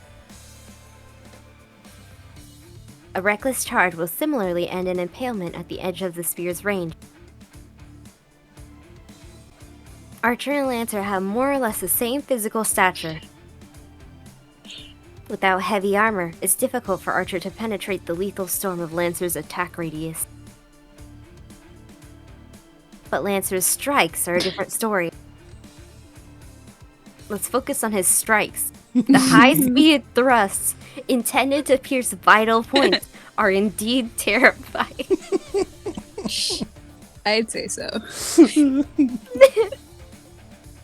But each strike has a set trajectory and target. If one can predict these, then there are ways to avoid harm. Just as Archer is doing, one can block the strikes aimed at vital points or just barely evade their arcs to create safe openings. Lancer probably underestimated him as a range specialist. The advantage of a long weapon is the generous range at which one can engage the opponent. By giving that up, Lancer has assured his...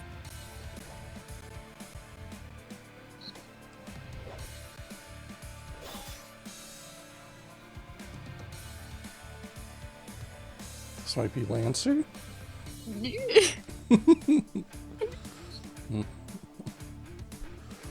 The man in red stops in his tracks. I watch a nightmare unfold, as if time has rewinded. Lancer's attacks are coming even faster than before. Okay. Archer's short sword is knocked aside as he twists to avoid being skewered. Lancer's spear doesn't allow retreat. Or rather, his endless attacks are so fierce and sharp that even servants are doomed against them. We were the ones who underestimated our enemy. That servant, that lancer and his spear can't be described in mundane martial terms. No. Who could possibly survive such a relentless barrage? Archer beats a desperate retreat while parrying strikes, creating slightly more distance between the fighters. In that moment, Lancer steps into the gap and unleashes an even more ferocious attack.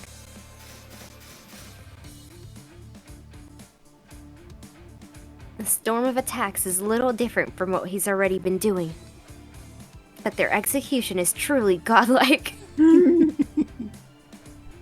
They've already clashed 10 times.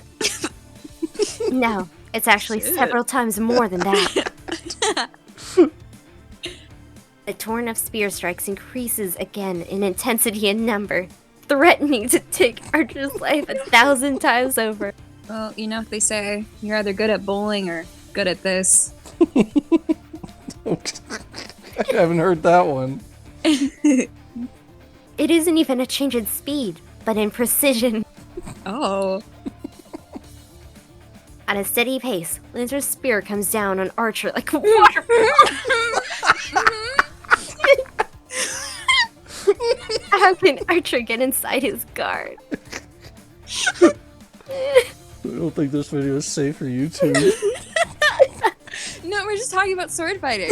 Yeah. It's a sword fight.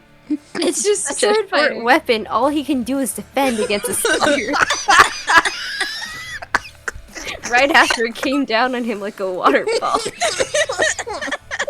Oh god. Oh my god, he has no way to close in on Lancer. In fact, he's being forced backwards. Oh no. Up against the wall, perhaps. Always a good move. The steel vacuum stretches him. What? What does it mean? What do you mean? What's that mean? What is a steel vacuum? And why is it stretching? Oh god. I should be backing Arthur up. The rightward sigh in my throat. Too scared of the bulge. This is the best game I've ever played. I'm glad. My magecraft isn't easy to aim precisely.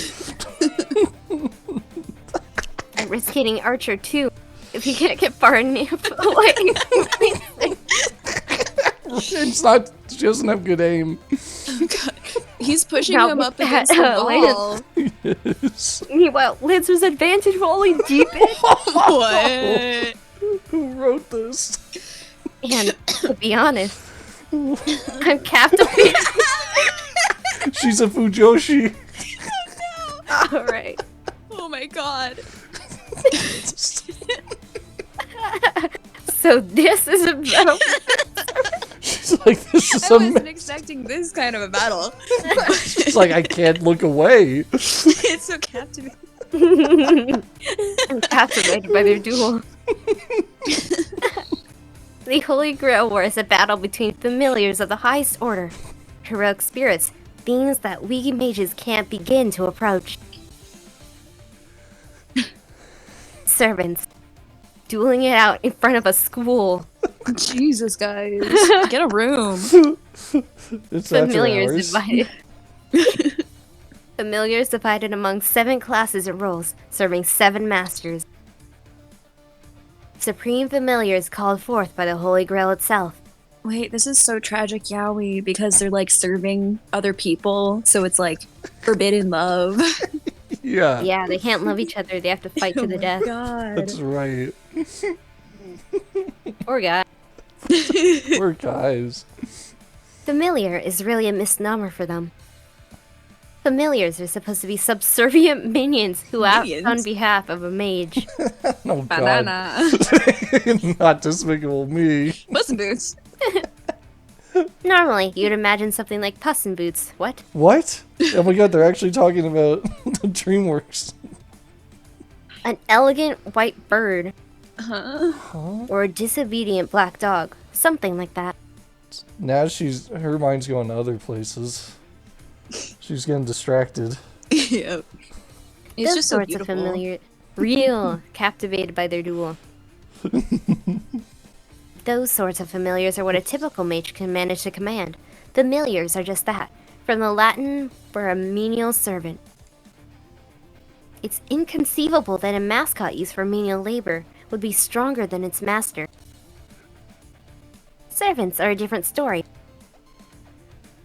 They're quite literally the most powerful examples of humanity. Even the 5 magicians wouldn't be able to control them. It's difficult to summon a servant, but not because servants are more powerful than mages.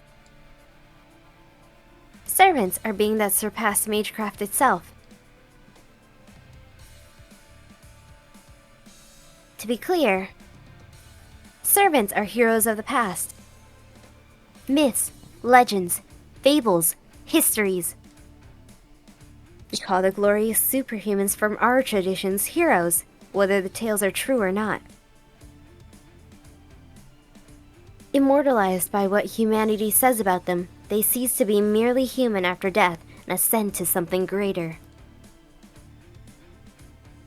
People who work miracles, who save the multitudes, who accomplish great feats, are elevated to the status of heroes, either in life or death.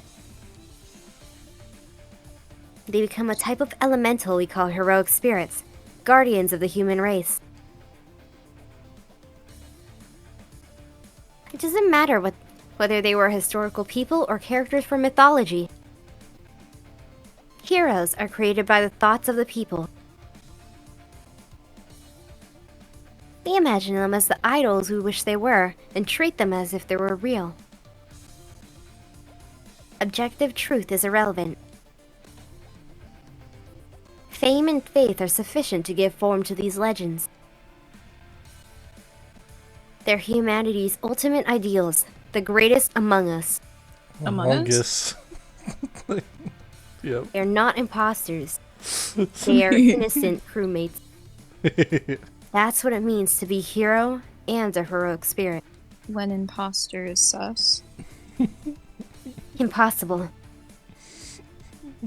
Naturally, it's impossible for a mere human to control something greater than human. What mages usually do is borrow a portion of their power and imitate their feats. Summoning a complete heroic spirit is simply impossible. Yet, the Holy Grail makes it possible. It allows us to summon these spirits in the flesh, and even bind them to our command. The sheer absurdity of it proves the Grail's omnipotence. That's how heroic spirits are summoned from across time, whether from the Age of Gods or as recent as a century ago. The 7 heroic spirits serve and protect their 7 masters, and each master sends their servants out to defeat enemy masters. It's a death match between heroes of every age and every land. That's the story behind the ritual we call the Holy Grail War. Every time they say Holy Grail, I just think of Monty Python. Yes. Oh my gosh, I love like fan animated videos of like Saber and all the knights, because they have a bunch of the knights in Fate Grand Order. So they just use like Lancelot. Of course, there are limits to what the Grail can do. Even the Holy Grail can't indiscriminately summon mythical beings akin to elementals.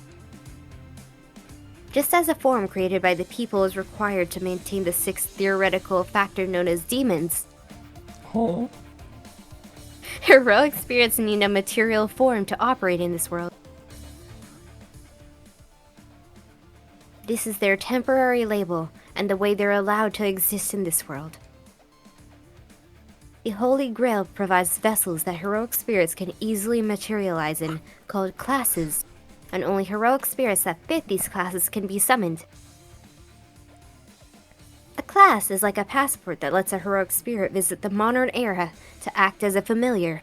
It's a material vessel that they temporarily possess.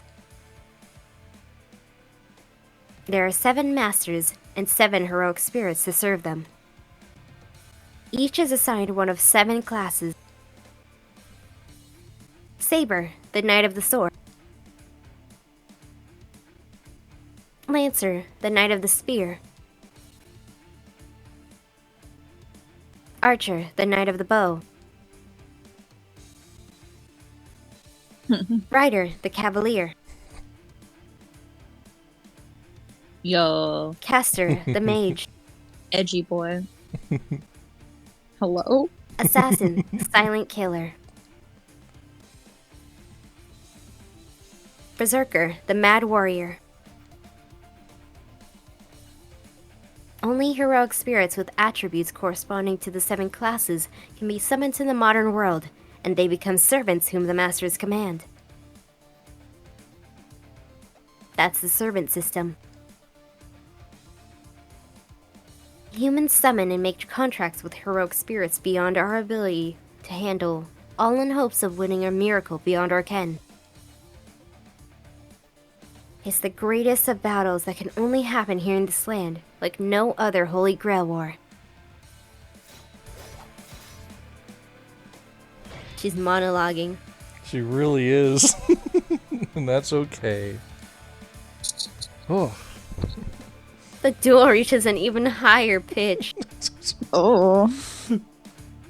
The short sword goes flying from Archer's hand after blocking one of Lancer's strikes. Oh no, it fell off? Oops.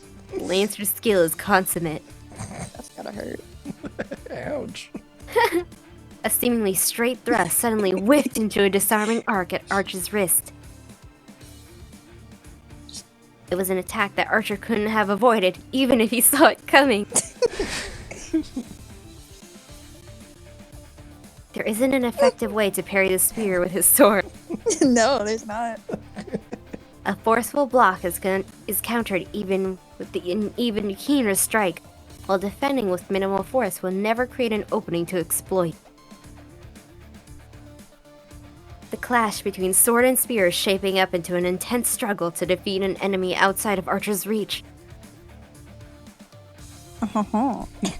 Wait, you remember how to do it once. You fool! You went French. There's no hesitation in Lancer, even as he taunts Archer.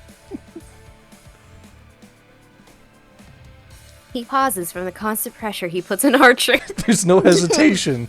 He pauses. Yeah. Wait a minute. Does he intend to settle the duel in an instant? Oh my gosh. Lancer takes a firmly rooted stance, trading a fiery glare. Lancer's the alpha The now male. unarmed Archer.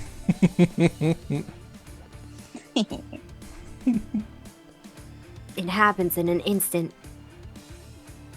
In the span of a breath, Lancer loses a fury of blows that's no less than a flash of light. Imperceptible. Forehead, neck, and arm! The spear moves Oh my through all God. 3. And yet, I can't look away.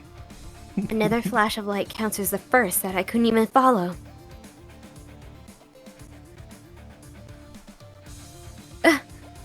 Archer's hand grasps the short sword once more.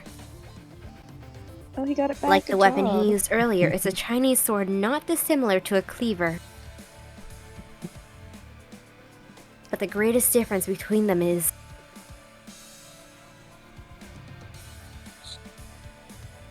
What? I think that's you. That's you. Oh.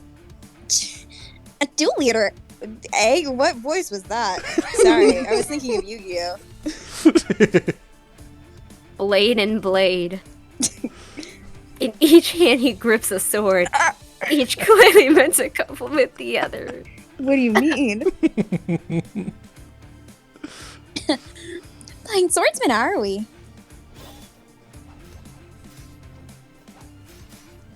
Lancer's spear sings through the air.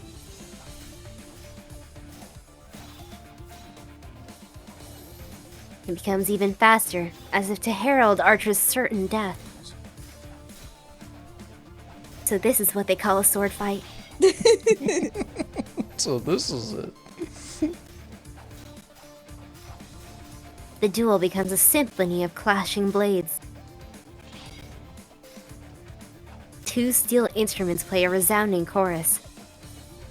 As the steel vacuum grows, No. the sparks of their conflict rising to a never-ending crescendo.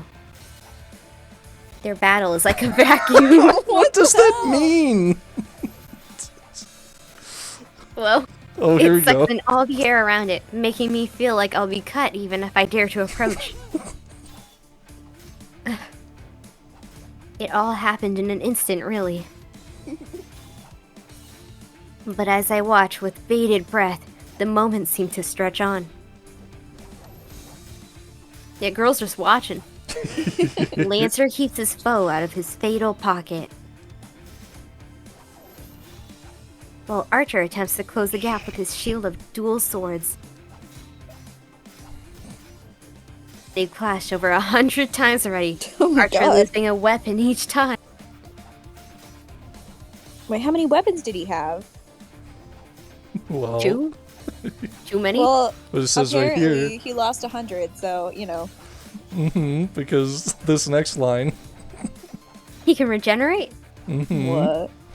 But instantly, another sword appears in Archer's empty hand, and Lancer is slightly driven back each time.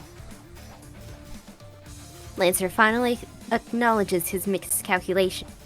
This seems like cheating. He has no idea who he's fighting. Sounds like a skill issue. True. But it would be a mistake to keep dismissing his opponent as a bowman. That's your class. That's your D&D class. You're an archer. Space opens up between them. Lancer puts significant distance between them. Maybe he intends to start over.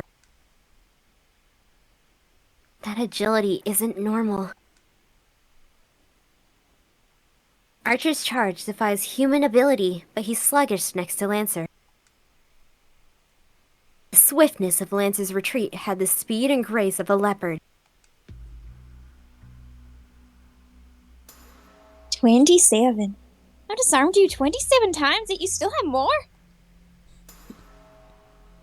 Lancer sounds irritated. Actually, he sounds more confused than upset. I feel the same way. According to my father, servants typically only have one weapon. They're supposed to be singular relics of unimaginable power, not expendable items to be drawn over and over like Archer's doing. Servants are heroes whose spiritual rank are elevated to the magnitude of elementals or divine spirits after death. In a way, they're not unlike angels and demons. They're powerful familiars on their own, but their greatest strength is the mighty weapons that prove they're heroes. We call these magic items noble phantasms.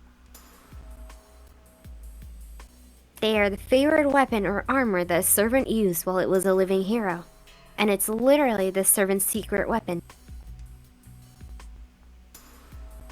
To a servant, a noble phantasm is a one-of-a-kind armament.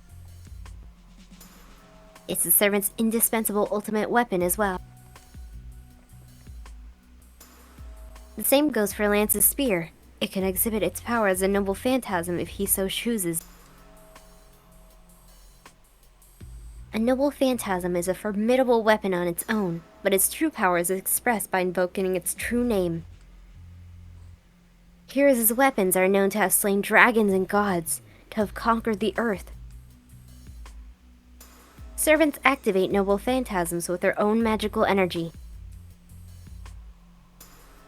It's not unlike magecraft, actually.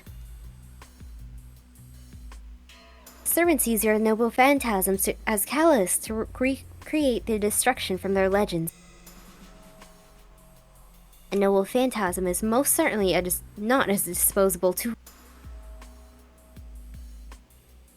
Archer has produced dozens of swords by now. Each seems like a masterwork unto itself, but they surely can't be his noble phantasm. He's an archer, after all. His secret weapon must be some kind of bow. What's the matter, Lancer? It's not like you to be so cautious. Where did all that fire go? Sneaky bastard. Think he can bait me like that? The cause of Lancer's irritation is obvious. Lancer has been fighting as a spearman, while Archer has been fending him off as a swordsman.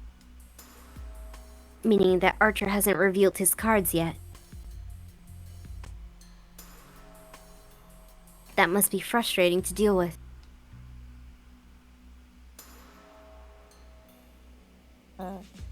Fine. Let me ask you this. Which land are you a hero from? I've never heard of a bowman who's also a dual-wielding swordsman. It's easy to tell who you are, though. They say that only the swiftest heroes are chosen as Lancers, but you're outstanding even among them. Among us. There can't be 3 spear wielders as fine as you in the world, and only one has such bestial agility. Oh, well said, Archer. For a moment, the bloodlust is so strong, I forget to breathe.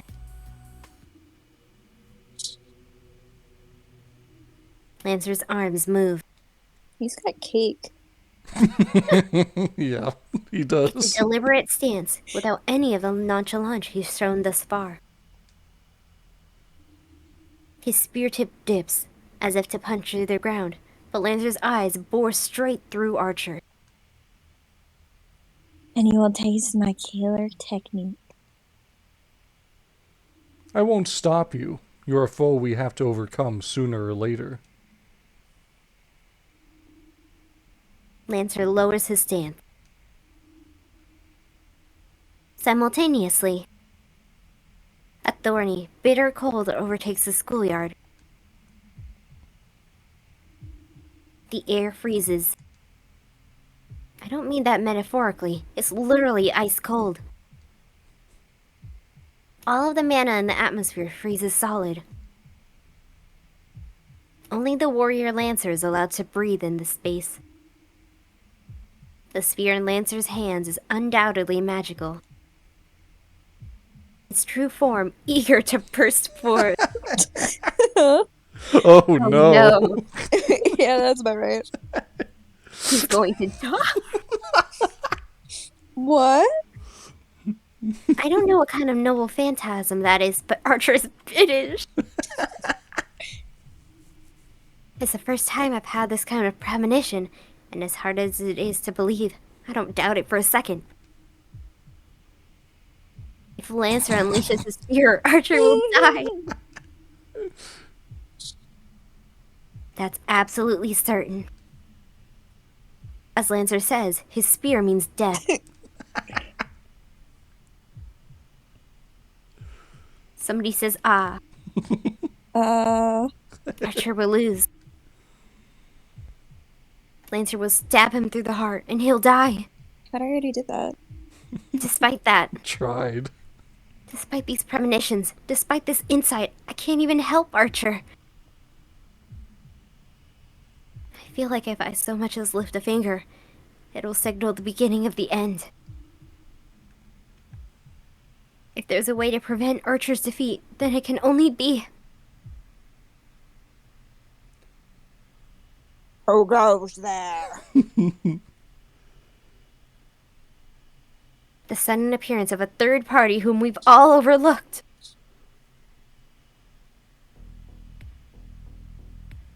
Huh? Lancer's ferocity disappears. I hear the sound of someone running away. From behind, I can clearly make out a school uniform. A student? Someone was still on campus? Apparently, and it saved our lives. I hope it's Shinji. It's not. Oh. Archer answers coolly. Sure enough, the interruption did save our skin. I screwed up. I was so distracted by Lancer that I wasn't keeping an eye on our surroundings. Oh wait, that's you. You screwed up. Honestly, that's so fair. Let's guess Rin's the one who Oh. screwed up. I screwed up. I was so distracted by Lancer that I wasn't keeping an eye on our surroundings. Wait, what are you doing, Archer? Can't you tell? I'm resting, because there's no one left to fight. That's not what I mean. What about Lancer? He went off to chase the witness, probably to get rid of them.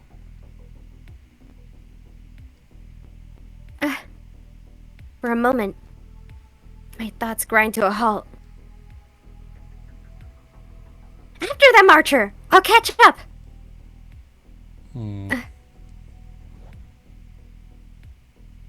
Archer pursues Lancer immediately. Dang, I'm such a dummy. I curse my own negligence. It's a standard mage policy to eliminate witnesses. Until now, I've been careful not to allow anyone to see me as a mage to avoid that scenario. Why did it have to happen today of all days? The fight scene was just too beautiful, you know. I get it. She was just really super into watching it. The night feels oppressive, not letting even the moonlight through. I find Archer standing over the body of a student, collapsed on the Oh, floor no. of a terribly cold hallway. He looks wordlessly down at the student.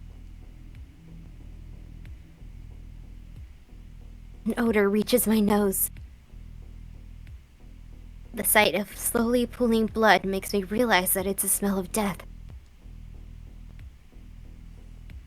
Follow him, Archer. Lancer should be running back to his master. If we can at least catch sight of their face, then tonight isn't a total loss.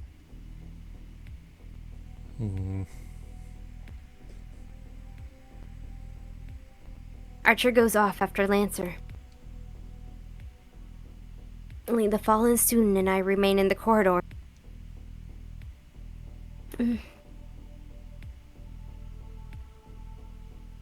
can't look him in the eye.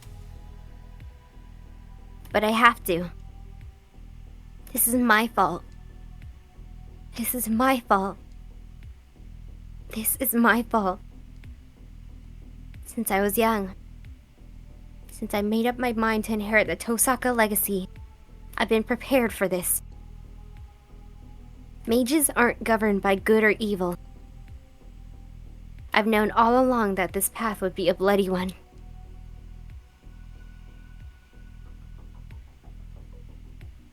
A single thrust from Lancer's spear. If he got you in the heart, there's no saving you. Well, there's worse ways to go. I don't know how many seconds ago Lancer killed him. It's just a matter of whether he was unlucky enough to get stabbed through the heart. The blood loss isn't as bad as I would expect for a destroyed heart, so maybe the injury isn't too deep. It might not be too bad, but he's still screwed if blood has been cut off to his brain. Though, yeah, if his heart was wrecked, then he would have died instantly. Still not dead? You're really something. It's hard to hear, but just barely. My ears pick up faint breathing that might be a death rattle. Just barely. But it won't last more than a few seconds. I don't have the power to save him. I don't even have a way to heal my own wounds. I have to look him in the eye at least. I start to reach for the face of the prone figure when I realize that my fingers won't move. They're shaking. But why? I'm used to this. I've made this choice countless times. I've lost so much thanks to my own mistakes, my own selfishness. That's why I've always been ready for this day to come. Then, why am I so angry at myself? I'm sorry. I'll keep you company. You deserve that much. I use cold logic to still my trembling fingers and legs and check the fallen student's face. Oh my god! A great weight falls onto me. Is that the protagonist? So that's why I'm yapping. Yeah. I feel like I've just been struck by a hammer. Don't do this to me. Why did it have to be you? I grind my teeth. Is it blonde bitch? Who? It's Shinji. No What? longer to brace myself No, against the it's- taking, No, it's not Shinji. but because I'm truly angry. Why did it have to be him? Why him especially? Shinji? I'm not upset with Lancer for silencing a witness, as a servant should. But at school today, of all days, at this hour? You fool! Why would you, of all people? Shinji jump scare? Sakura! Sakura's face comes to mind. I'm sorry your brother died. I'm sure she'll cry. And I find myself recalling a day after school, some years ago. Never even got to meet him. The sky glowed a distant red. A boy that always ran, Naruto? and a silly Yeah. little girl watched him absently from afar. You know. That boy got involved in something he shouldn't have, and now his corpse is in front of me. The Akatsuki. Yeah. Shinji. There's still a way. If I fail, I might lose my trump card, but there's a way to save him. It's like, damn, why do you guys hate him so much? He dies immediately. Good. I'll Would lose be it whether good. this works or not, so the outcome is the same to me. This is a mistake. His impending death is a foregone conclusion. You should just kill me already. Just kill me already, Tohsaka. You didn't even come to watch me at archery. I know how much you love me. Alright, never mind, I'm not saving him. Come on. Alright, can I just stand up and go? No, you should save me. I know how much you're in love with me. Alright, guys, thanks for coming out to our episode 2. Use your magic. Come on. Chop chop. Let's let him die. I'm not here all day, you know. I have places to Don't be. touch. I have places to be, sisters to deal with. Come on. No! It's my fault for not paying enough attention to what was happening around me. And his fault for having the dumb luck to be here tonight.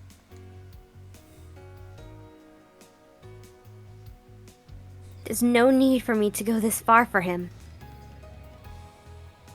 My father, who left me with nothing to remember him by, did in fact leave me this heirloom to help me. So he did leave you something. Who left me with nothing? Did leave me this. Girl. Impossible. It's a massive store of magical energy meant to be a trump card that helps me win this war. You know, I think this writer, he kind of just rambles a lot. He doesn't read what he wrote. I know. There's no editing in this. Apparently. They're like, it's from Precious 2004. It's perfect. Real. A precious treasure. Just for... Shinji. Me! Thank you. So what? what, stupid? stupid? What's stupid? What do you think That's was me to for? you. I turn back and kneel by the dying boy. I hope you die, Shinji. Probably won't. Well, that's that. I hope I don't betray you later. Hope you don't live to regret this, Tohsaka. See you around. Oh, I will. I hope I don't see you around. The pendant in my hand gets lighter. My father's keepsake is nearly empty.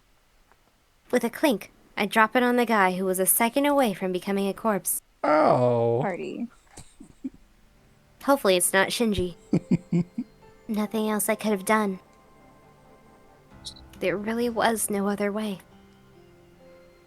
I don't have the power or skill to bring someone back to life. Especially not someone with a destroyed heart, damaged blood vessels, and brain death mere seconds away. All I can do is patch up his missing parts with brute force. You're lucky to still be breathing. If you were totally dead, then there would have been no bringing you back with any amount of magical energy. But if he's still alive, then I just need to help him the best I can. I would have really hated myself if I failed, but it worked out, I guess. Yeah, I feel fulfilled, if I'm being honest. This wasn't such a bad experience. Though, really, I'm lying to myself. I should go. I did what I came to do. Better get out of here before he wakes up. Yeah, there isn't any point in hanging around. Archer's off tailing Lancer, so I should just go home.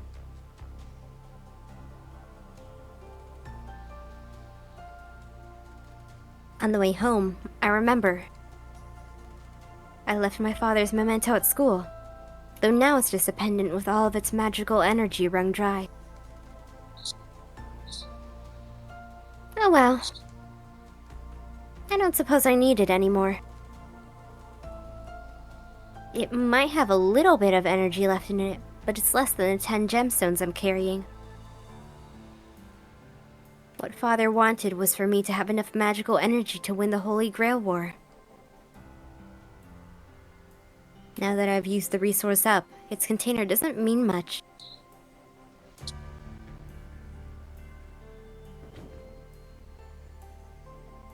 I arrive home without announcing my return and plop down on the sofa. Archer still isn't back yet. I heave a tired sigh and listen to the clock tick for a few minutes. Ugh, I need to get my head in the game. High School Musical. Get your head in the game. After a battle like that, what am I even spacing out for? High School Musical? I jump to my feet and make some black tea. I have plenty to think about. The servant we encountered most of all. I finally watched a battle between servants, which, until today, I'd only known about through books. She only read books about that kind of stuff. Oh no! And she saw it on today. Wattpad? Now she got to see it firsthand. Oh god. No. Lancer, huh? I panicked when he seemed about to use his noble phantasm, but at least it would have let us learn who he is. Learning a servant's identity is key to defeating a servant. With the exception of the idiot who doesn't know his own name, a servant's greatest weakness is their identity. Well, that's convenient. Once you learn a servant's name and identity, then you can mostly deduce that a heroic spirit's noble phantasm.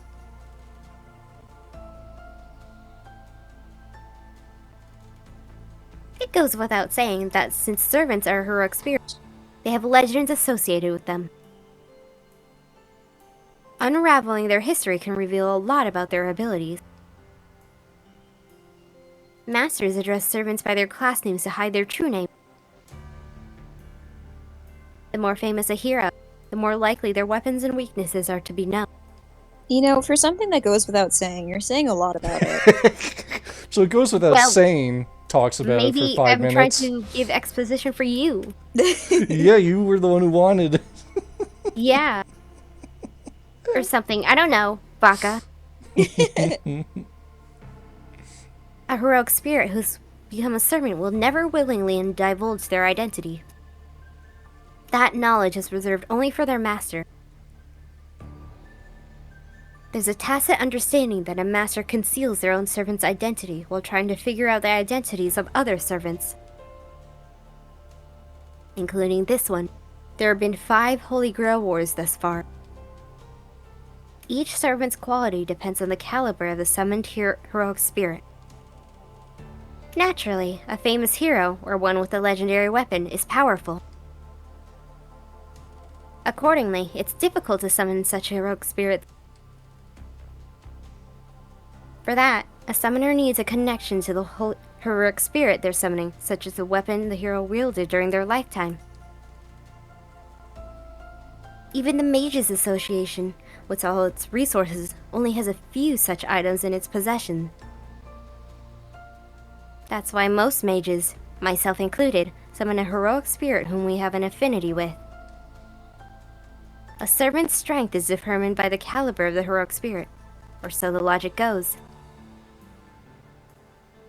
But reality isn't so clear-cut. Even a superior heroic spirit might struggle when the classes in play aren't favorable. Class-specific abilities can have a large impact on the outcome of a battle.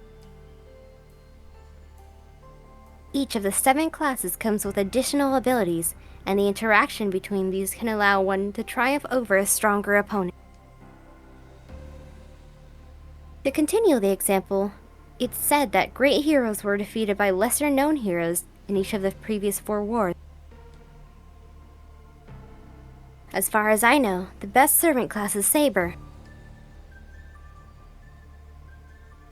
Saber fought until the very end in each of the last 4 wars.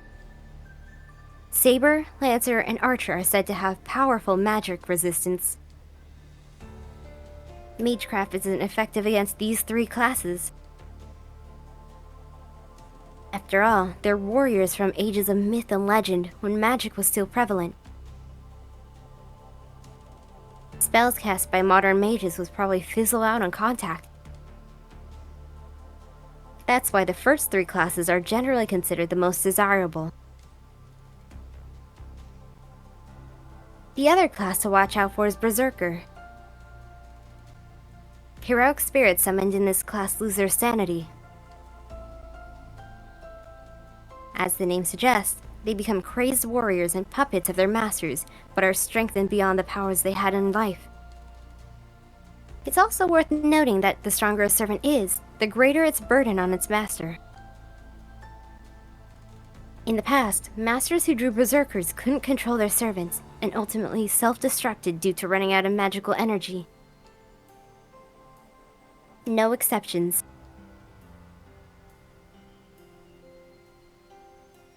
In the vast majority of cases, Holy Grail Wars are won by the summoned servant's abilities. Of course, there are plenty of ways for masters to win battles, but it basically comes down to fighting between servants.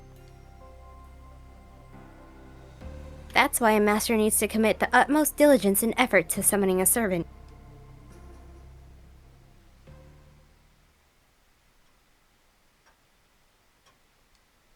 Does she ever go to bed?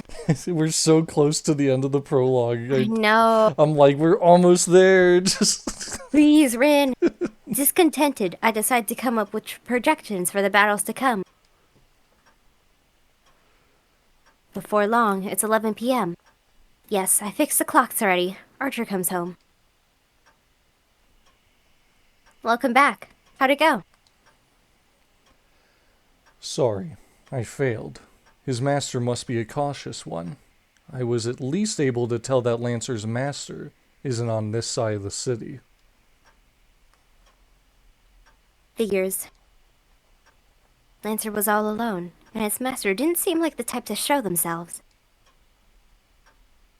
I see. Well, we knew it wouldn't be that easy. Everything can't go according to plan. There's no use worrying over it. I'll just give up and treat tonight as a learning experience. You seem dispirited, Master. What happened to all that combativeness? Don't tell me you're cowed after a single skirmish. If you order it, I can go back out right now and re-engage Lancer. Archer doesn't say it, but I can tell he thinks that's the right course of action. Oh. I must look pretty depressed right now, huh? That's not it at all. I'm not going back out there. Because I don't want to waste the effort. Waste what effort? The masters aren't all accounted for yet. Tonight's fight was unavoidable, but we're not supposed to fight until the signal to start the war. Father told me that's the rule of the Holy Grail War. I see. So your father was a master too. Archer nods in understanding. Actually, he's making a rather mixed expression. What? You got something to say to me? Yes, I forgot to ask you something. Rin, you've been raised from a young age to be a master, and followed that lifestyle accordingly, yes? That means you always expected to become a master. Of course I did. Some mages are appointed as masters, but it doesn't work like that for me. I'm a Tohsaka. Winning the Holy Grail War has been our goal for generations. That makes sense. So you already had an objective in mind. That's what I wanted to ask you about. I need to know my master's wish before I offer my sword in service. So, Rin, what is your wish? My wish? I don't really have one. What? Archer's making a funny face. That can't be true. The Holy Grail can grant any wish. Mages only become masters to obtain the Holy Grail.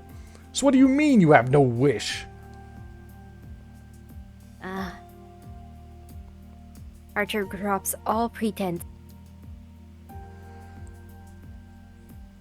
Right. Once the Holy Grail is won, the victorious master's wish has nothing to do with the servant.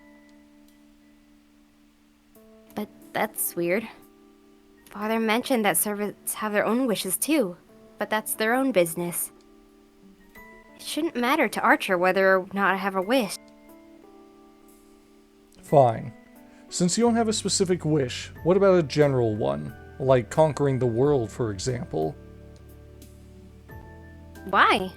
The world already belongs to me. Oh. You know, Archer, the world is just a set of values that revolves around yourself.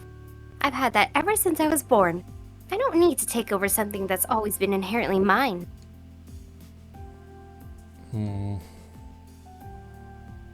Archer looks at me with a strange expression. Man, he's stubborn. I don't believe you. The Holy Grail has the power to grant wishes. You could obtain anything you want in the material world. How can you not desire anything at all? World domination sounds like a pain, and I wouldn't know what to do with it. Not everyone looks at things the way you do, you know. I'm having trouble understanding this. What do you fight for? If there's a fight to be had, I just want in, Archer. I'll take whatever I find along the way. I don't really know how the Holy Grail works, but if I find that there's something I want, I can just use it on that. Not all people live to acquire things, you know. Meaning? That's right. I'm just fighting to win. Archer sighs and shrugs. Maybe he's fed up with me, but he finally relaxes. I give up. You truly are fit to be my master. I don't know how to respond to comments like that, so I wish he'd stop making them. Servants may not have the right to choose their masters, but what makes you think I'm worthy of you? Do I need to spell it out? It's because you are, without a doubt, the strongest master. I don't need any other reason than that. Oh, well, thanks. That doesn't sound like flattery coming from you. I turn away to hide my embarrassment. Archer usually acts like a smartass, so this sincerity is blindsiding me. Admittedly, I'm happy he feels this way. I've come to trust him, and he's come to trust me. I don't think this mutual sentiment is a bad thing.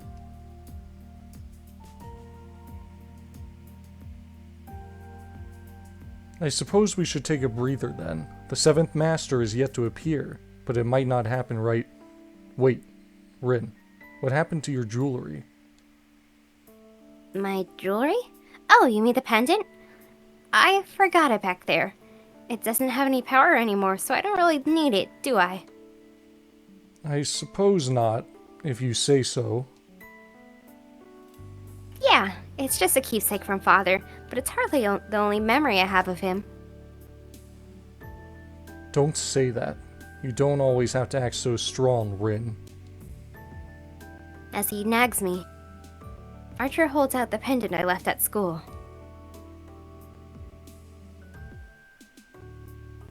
Oh, you picked it up for me. Don't lose it again. It really belongs with you, Rin. Archer avoids eye contact as he passes the pendant to me, looking almost bashful. Okay, thanks. I accept it. To be honest, I'm not sure whether to be embarrassed or play it off right now. The pendant is as if I left it. As I thought, it really doesn't have any energy left. It's just an expensive jewel now that it's empty. But to put it in Archer's terms, maybe it still has a meaning as a memento of my father, even without its power. I suppose I can laugh this off as a net win, since I spent my trump card to save someone's life. Wait a second. I jolt up in my seat. I wasn't thinking straight when I lamented what I lost, but as I pull myself together, it strikes me. He saw us, so I ought to alter his memories. Meanwhile, Lancer prioritized eliminating witnesses over fighting us. Lancer's thinking should reflect that of his master. Which means, if the master who went out of their way to kill a witness finds out that he survived, they won't let him live. I stand up from the sofa. It's already been 3 hours. I might not make it in time. But I can't let this happen, not after all the trouble I went through. I sprint through the night. Fortunately, I know where he lives. Not because I bothered to find it out, but because someone I happen to know goes over to his place often. Shinji! I've never been there personally. Is that you? Finally coming over to my house, Tohsaka. I knew it was only a matter of time. Good grief. You're really making this harder on yourself. Good grief. You're really making this harder on yourself. Yari. Archer Yari, gripes yari. enthusiastically. It's going to be as much of a struggle to rescue the guy now as it was to save him earlier. I honestly thought you fell asleep, Laurel. It's like I haven't heard from them in like 20 minutes. I didn't have anything to say. Real. It's midnight. The sky is shrouded in clouds. I arrive at an old samurai estate. The building closest to the outside shows no signs of life. Welcome to Casa Shinji.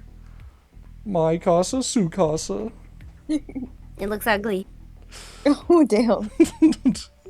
There aren't many neighboring houses, so it's unlikely anyone would come here even if they noticed something was amiss.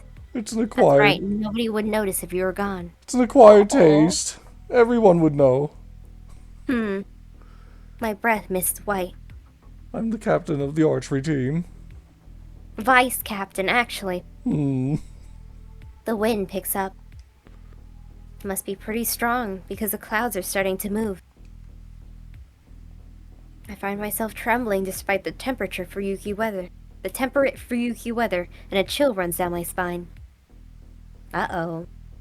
People call Fuyuki a warm place, but you can feel the winter chill from the hilltops.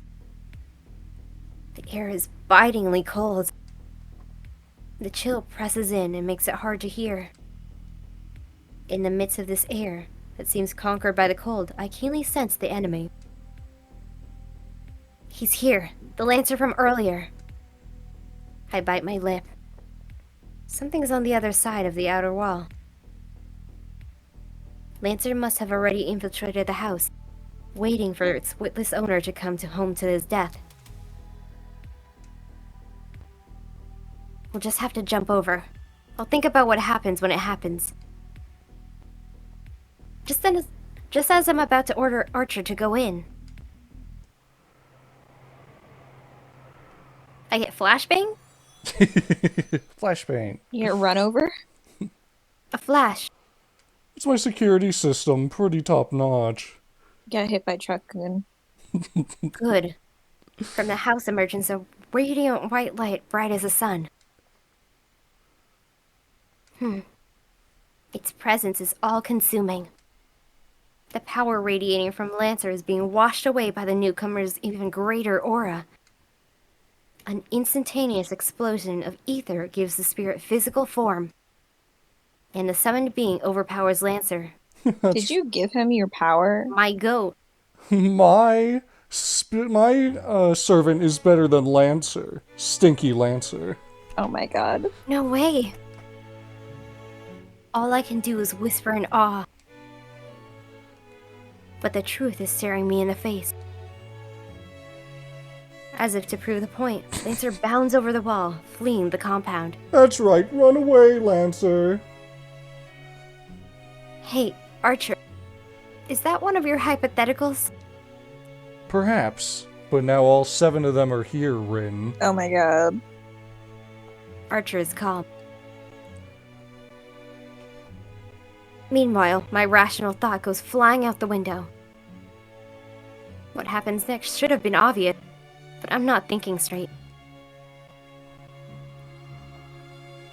There's a strong gust of wind. The clouds cover the sky like an umbrella. Darkness shrouds the lightless outskirts of the town. A servant leaps over the wall and lands gracefully, like an unworldly bird. Ugh. Archer reacts. I fail to even twitch in response. That's my fault. The fight ends before even a second passes. 1 second might be a brief instant to me, but it's a massive opening to a servant. A bladed wind closes in on me. Huh? Archer?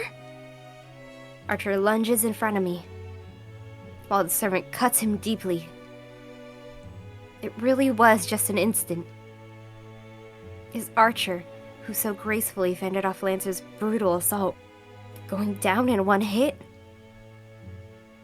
Vanish, Archer!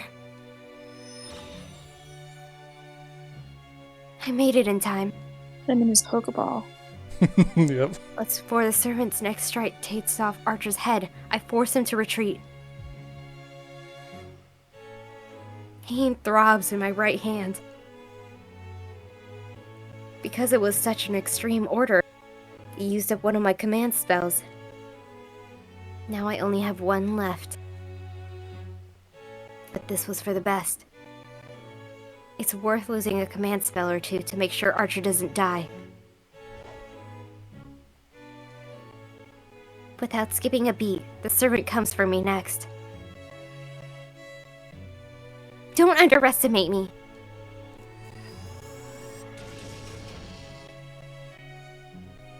I pull out a wind-imbued topaz and feed magical energy directly into it without any extra steps. It's a cluster of wind spells that I've been feeding into it day after day, and they're enough to blow away a house or two without leaving a trace. This is one of the 10 jewels I've been building up for the last 17 years without skipping a single day.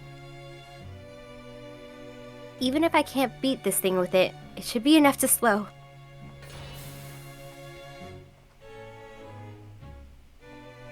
Or not. It didn't work at all. The moment it touches the servant, what ought to have been a tempest that would hew apart anything in its path, disappears like a simple stage magic trick. A terrifying magic resistance.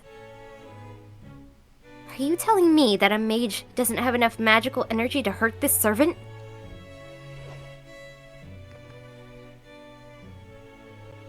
Oh no. My magecraft doesn't work, and I've lost Archer's protection. I have no way to stop the servant. Even if I barely manage to dodge the first attack, I'm finished. I look up at the night sky. In it, I imagine a ruthless reaper coming for me, sprawled pitifully on the ground.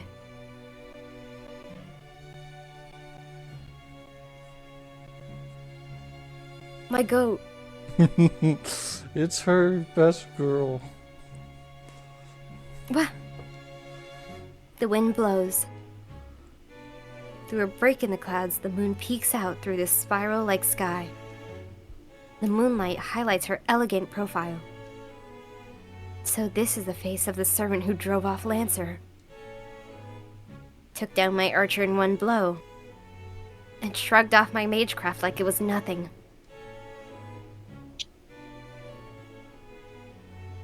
Laurel, do you want to play her since I've been yapping? Oh, sure.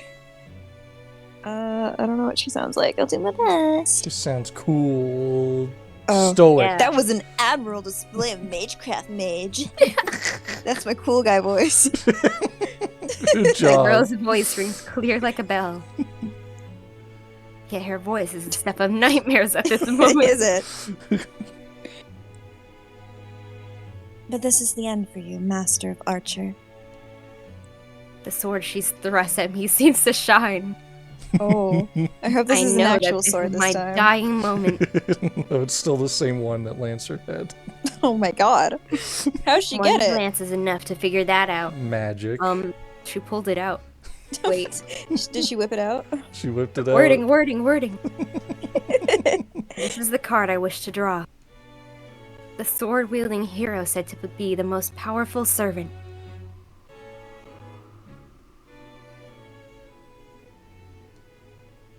I look up at the moon, prepared to die. There's no room to beg for my life, no time to escape. With my death, Rin Tohsaka's Holy Grail War will have ended on the third day.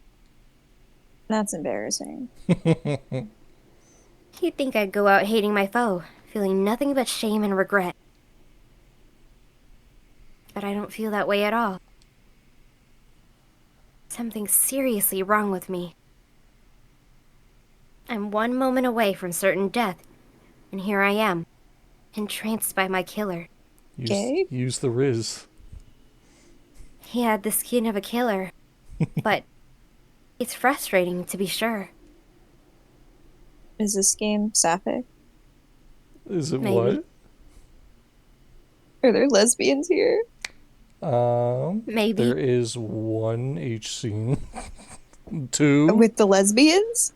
There's a trio and a Trio. What?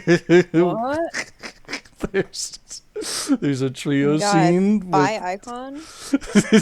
Yeah, there's that, and then there is one lesbian scene, but it's not What? consensual. Oh, So- never mind. But the other one is consensual with the trio. I think. I've never actually read it. I just know that it exists. Peculiar. Oh, Rin. But there's nothing I can do now. The strongest servant is going to kill me.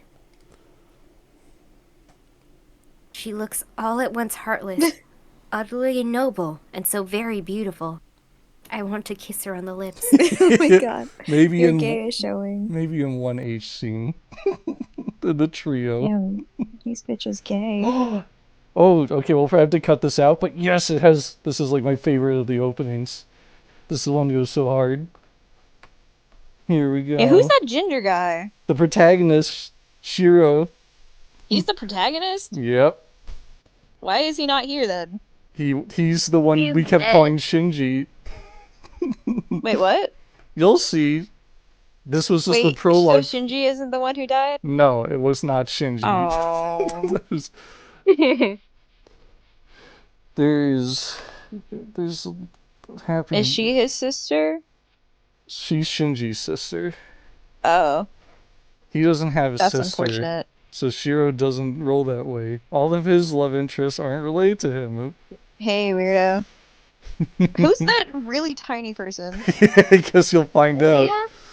Yeah, He's kind of hot. Kirei's pretty great. That's the priest. Oh, That's like one of my favorite characters. There's the why gremlin. are you so short?